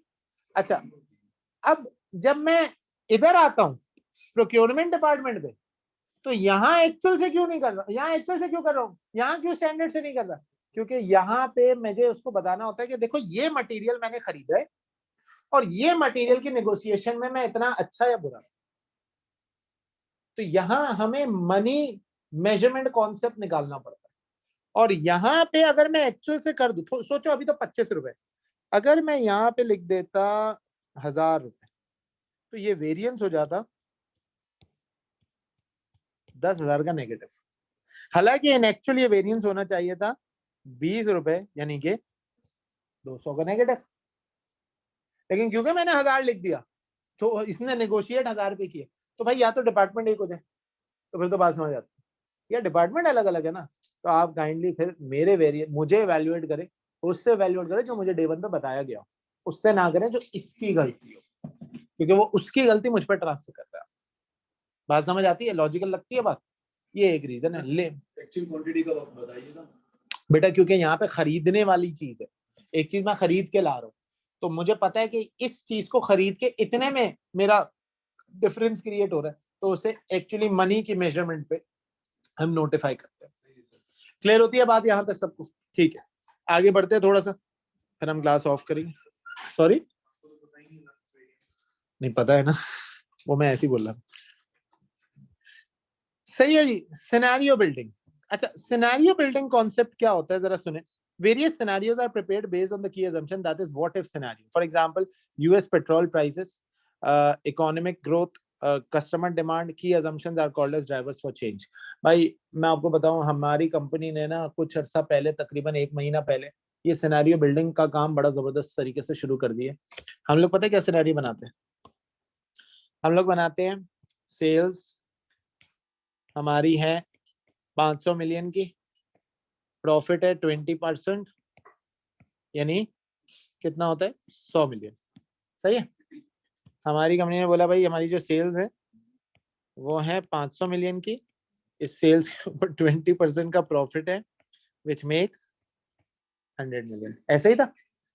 अब अगर पेट्रोल प्राइस 5 रुपए से बढ़ जाए और हम अपनी सेल प्राइस को 3% से बढ़ा दें, तो इसी लेवल ऑफ एक्टिविटी पे हमारे मार्जिन 100 के बजाय 98 हो जाएंगे। पेट्रोल प्राइस 7 रुपए से बढ़ जाए और हमारे सेल्स प्राइस जो है वो 10% से बढ़ा दे, तो अब इस सिनेरियो में हमारी डिमांड 20% से गिर जाएगी, तो हमारा प्रॉफिट 96 रुपीस पे आ जाएगा।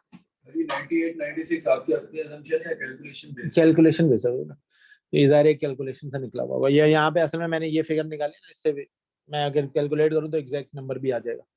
तो कहने का मकसद ये है कि ये व्हाट इफ एनालिसिस है कि अगर मुल्क में ऐसे हालात हो गए तो ऐसा हो जाएगा। क्योंकि देखो अभी तो पेट्रोल प्राइस बढ़ रही है और फिर मैंने कहा साथ ही साथ आपने अपने सेल प्राइस बढ़ा दी, लेकिन बेटा इसका सबसे बड़ा इम्पैक्ट ये है डिमांड भी तो गिरती है। या तो तुम क्वांटिटी पे कमाते हो, तो अगर क्वांटिटी पे कमाते हो तो तुम्हारे पास, इसको हम वेरी गुड, इसको हम एक्सपेक्टेड वैल्यूज कहते हैं, EV, sensitive analysis. This is what we call as the scenario building. हम सिनेरियो बनाते हैं, भाई ऐसा हुआ तो क्या होगा, ऐसा हुआ तो। अब जैसे मैंने आपको बताया, आपके बैच से पहले एक सिनेरियो क्या बनाया था, मैंने सिनेरियो बनाया था कि इस मर्तबा फेस टू फेस क्लासेस के अंदर बच्चों की तादाद 15-16 से ज्यादा नहीं होगी, क्योंकि पेट्रोल की प्राइस बढ़ गई और लोगों के पास ऑनलाइन ऑप्शन आ गया, तो आई डोंट थिंक सो 15-16 से ज्यादा होगी। मेरा सिनेरियो फेल हो गया, क्योंकि मुझे समझ आया कि यार कंपेटिटिव एडवांटेज जो मुझे मिल रहा है ना, वो मिल ही इसलिए रहा है क्योंकि मैं फेस टू फेस पढ़ा रहा हूँ। लेकिन अब मेरी अजम्पशन है कि आप में से मेजोरिटी स्टूडेंट को 10 मिनट की ड्राइव पे रहते होंगे, वरना अगर कोई आधे घंटे की ड्राइव पे रहता ना तो वो मुझे आप कह देते हैं कि सर पेट्रोल बहुत महंगा है, आपकी शक्ल इतनी अच्छी है नहीं कि हम आपको देखने आए, हम जो है ऑनलाइन ले लेंगे क्लास। इससे पूछ लेना, हाँ? ये ऑनलाइन अल्लाह खैर करे। सबसे पहले मैं बाहर जाऊंगा इसके जाने के बाद। नहीं, बहुत शुक्रिया आपका भाई। ये एक्चुअरीज करते हैं, वेरी गुड। ये आपका एक्चुरियल साइंसेस वाले करते हैं, ये अजम्पशन आपके एक्चुरीज करते हैं। ये आईबीए में, सीबीएम में बच्चे पढ़ते हैं, इसको हम एक्चुरियल साइंसेस कहते हैं। बिल्कुल सही कह रहे हैं। नहीं एक्चुरीज करते हैं इसको। अच्छा चले जल्दी जल्दी इसको खत्म करते हैं ताकि हम क्लास को ऑफ करें।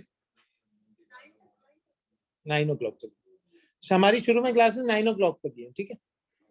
Environmental analysis. Every business has to analyze its environment in order to prepare the strategy. As there are two types of business, both environment have to be analyzed. Following two models are used to analyze the environment. General environment को analyze करना है तो आप pestle लगाए, immediate environment को analyze करना है तो आप Potter 5 force लगाए। Purpose of strategy का, सर ये हम कर क्यों रहे हैं, ये इतनी strategies बना रहे हैं, इतने strategic analysis कर रहे हैं, what is the reason of doing all this? Major reason is why, where is the business now? We want to know कि हमारा business अभी कहाँ stand करता है। देखें, मुझे अगर मेरे business का नहीं पता ना, आज दवाई साहब को अपने business का पता है कि वो कहाँ stand करता है, उन्होंने अपना टाइम लगा दिया, अब वो कहते हैं मुझे दूसरों का मौका देके कमाने का मौका चाहिए बस। Number 2, how might the business be affected by what is happening or likely to happen? कल को अगर पाउंड रेट बढ़ता है, ECCA की तादाद कम हो जाएगी। लेकिन मैं आपको बताऊं, इसका एक अदर एनालिसिस भी है। मैं ना कैरियर काउंसलिंग करता हूँ ए लेवल्स में, मैं बीकन हाउस के ए लेवल्स में भी पढ़ाता हूँ, तो मैं वहाँ पे कभी कभी बच्चे आते हैं, माँ बाप आते हैं, तो मैं कैरियर काउंसलिंग, तो पहले माँ बाप पता क्या कहते थे, सर ऐसी चीज बताएं जो मेरे बच्चे का इंटरेस्ट हो, सर ऐसी चीज बताएं जो फ्यूचर के अंदर मेरे बच्चे को फायदा दे। अब मुझे क्या बोलते हैं पता है, ऐसी चीज बताएं जिससे पाकिस्तान से बाहर जा सकते हैं, ऐसी डिग्री बता दो। तो ACCA की मार्केट ना, बच्चा इन्वेस्ट करने को तैयार है। ये बच्चा बैठा हुआ है, इसका भाई बजी है, इसके भाई को भी मैंने SBL पढ़ाया, अब इसका भाई दुबई में बैठा हुआ, वो मुझे पता क्या कहते थे, सर मेरे और दुबई के अंदर एक ही रुकावट है, वो है मेरा SBL का पेपर, आखिरी पेपर में निकलवा दे, मैं बाहर निकल। लिटरली अब माँ बाप का सिर्फ ये फोकस है, ऐसी डिग्री बता दे जिससे बच्चा बाहर चले। दे आर लीस्ट कंसर्न के डिग्री के अंदर कोई फायदा है नुकसान, तो ये वो वाहिद डिग्री है जो बाहर जाने के लिए बेस्ट, सस्ते रेट में बाहर निकल देती है। और दूसरी सबसे बड़ी बात यह कि एक्सेप्टेबिलिटी सबसे ज्यादा बात। और तीसरी सबसे बड़ी बात है, लोग कहते हैं भाई हम खाना पीना छोड़ देंगे लेकिन बच्चे को ये वाली डिग्री करा के निकाल, ताकि बच्चे का फ्यूचर जो है वो बन जाए। तो मुझे लगता है ACCA की मार्केट डिक्लाइन नहीं होगी। However other qualifications, MBA, CBA, इनको अपनी फीसेस गिरानी पड़ेगी। ये होता है स्ट्रेटेजिक एनालिसिस करना। अगर इनका भी बाहर से एफिलिएशन होती ना किसी MBA की, तो मैं आपको बता रहा हूँ वो जितना चार्ज करना चाहे कर सकता है, क्योंकि बाहर की डिग्री आ जाती है। और अभी है ऐसे, लेकॉल है, एक लेकॉल का लॉ स्कूल है कराची के अंदर, आप देखें वो बाहर से एफिलेटेड, आप उसके बच्चों की तादाद देखें और एक एक बच्चा 2.5 लाख रुपए सेमेस्टर फीस भर रहा है। फिर how could the business respond to these likely changes? जैसे चेंज आते हैं आपको अपना दिमाग बनाना होता है कि हमें करना क्या है, how to respond to these changes. See entire market is going into online industry. मैं हर बैच में, मैं अभी थोड़ी देर पहले इनको ये बताता, मैं हर बैच में पता है क्या सोचता हूँ, अगले बैच से ऑनलाइन पढ़ाना बस। कब तक मैं खज्जलगारी करूं, यहाँ पे आऊं पढ़ाऊं? यार बिलाल ने मार्केट बना लिया, अगले बैच से ऑनलाइन में ऑनलाइन में अनाउंस करूं, बच्चा आ जाए। फिर जब मैं तादाद देखता हूँ ना फेस टू फेस वालों की, मैं कहता हूँ एक बैच और, फिर मैं कहता हूँ एक बैच और। ये पिछले 3 बैच से मेरे साथ हो रहा है। हालांकि दुनिया सारी मुझे आके कहती है बिलाल अब ऑनलाइन की मार्केट है, अब ऑनलाइन की मार्केट है, ऑनलाइन में इन्वॉल्व रहो बस। लेकिन हालांकि हमारा ऑनलाइन बहुत चल रहा है, हमारे रिकॉर्डेड लेक्चर भी माशाल्लाह बिकते हैं, हमारे ये भी बिकते हैं, हमारा वो चीज भी जा रही है। लेकिन एट द एंड मैं कहीं ना कहीं अपने डिसीजन की बेस को रोक देता हूं, because there are still students in Pakistan who would want to be taught with a face to face impact. हालांकि दुनिया बहुत बदल गई है, बट हम में से आज भी हम वही है कि हमें जो है ना वो पढ़ना है। और मैं उसको फायदा नुकसान नहीं कह रहा, बस कह रहा हूँ कि हर बंदे की प्रेफरेंस अलग है। तो कुछ इदारे भी ऐसा सोचते हैं यार ऑनलाइन ही चलेगा, और वो कमा रहे हैं। लेकिन कुछ इदारे ऐसे भी है जो आपके सामने है, ये स्ट्रेंथ बैठी है, और आप 2 दिन में देखेंगे और। तो इसका मतलब क्या है? इसका मतलब है there is a business momentum right now in this physical industry as well. आप जितना ऑनलाइन चल रहा है, अगर कोई दूसरा कोविड जैसी चीज नहीं आती, अल्लाह ना करे आए, अगर अब आज सुबह की बता रहा हूँ, दोबारा से कोविड आ गया पाकिस्तान, 20% आ गया भाई आज तो रेट इसका बहुत इंक्रीज हुआ है। अगर ऐसा नहीं होता तो हमारी मार्केट अगेन फ्लरिश कर जाएगी। ठीक है, पेस्टल एनालिसिस कल वाली क्लास से शुरू करते हैं। हमारा टाइम सेट हो गया भाई, हमने वेडनेसडे, फ्राइडे, सैटरडे अपनी क्लास कंडक्ट करनी है 6:30 to 9। रमजान का टाइम मैं आपको बता दूंगा 2 दिन पहले। आप लोगों के ऑफिस कब ऑफ हो रहे हैं? मेरा हो रहा है 3 बजे, तो मुझे यहाँ आते आते जो है ना 5:30। अरे यार सो के 2 बजे आते नहीं, लेकिन मोस्ट प्रोबेबली मैं पता क्या सोच रहा हूँ, 4:30 से 6, half an hour is enough for you guys to reach back home. अब नहीं भी पहुंचे तो रास्ते में खोल दो। 3 दिन होगी, हो सकता है 1 दिन और ऐड कर दो, क्योंकि यार मैं चाह रहा हूँ रमजान से पहले जल्दी जल्दी कवर करो, बल्कि रमजान से पहले भी शायद एक क्लास लगानी पड़े मुझे। 2 दिन नहीं, 1 हफ्ता भी नहीं है, 2 दिन है, 2-3 दिन। इस संडे तो नहीं है अभी, but I might keep a class on Monday और ट्यूसडे। शायद मैं एक क्लास दूंगा, but I will inform you. हाँ, आप सब ग्रुप पे हैं, सारे बच्चे ग्रुप पे एडेड है, कोई ऐसा तो नहीं है जो नहीं है। बेटा आप मेरा नंबर दोबारा से नोट कर लें काइंडली, और ग्रुप पे ऐड हो जाए, मैं यहाँ लिख देता हूँ। ऑनलाइन वाले भी अगर कोई नहीं है तो काइंडली ऐड हो जाए।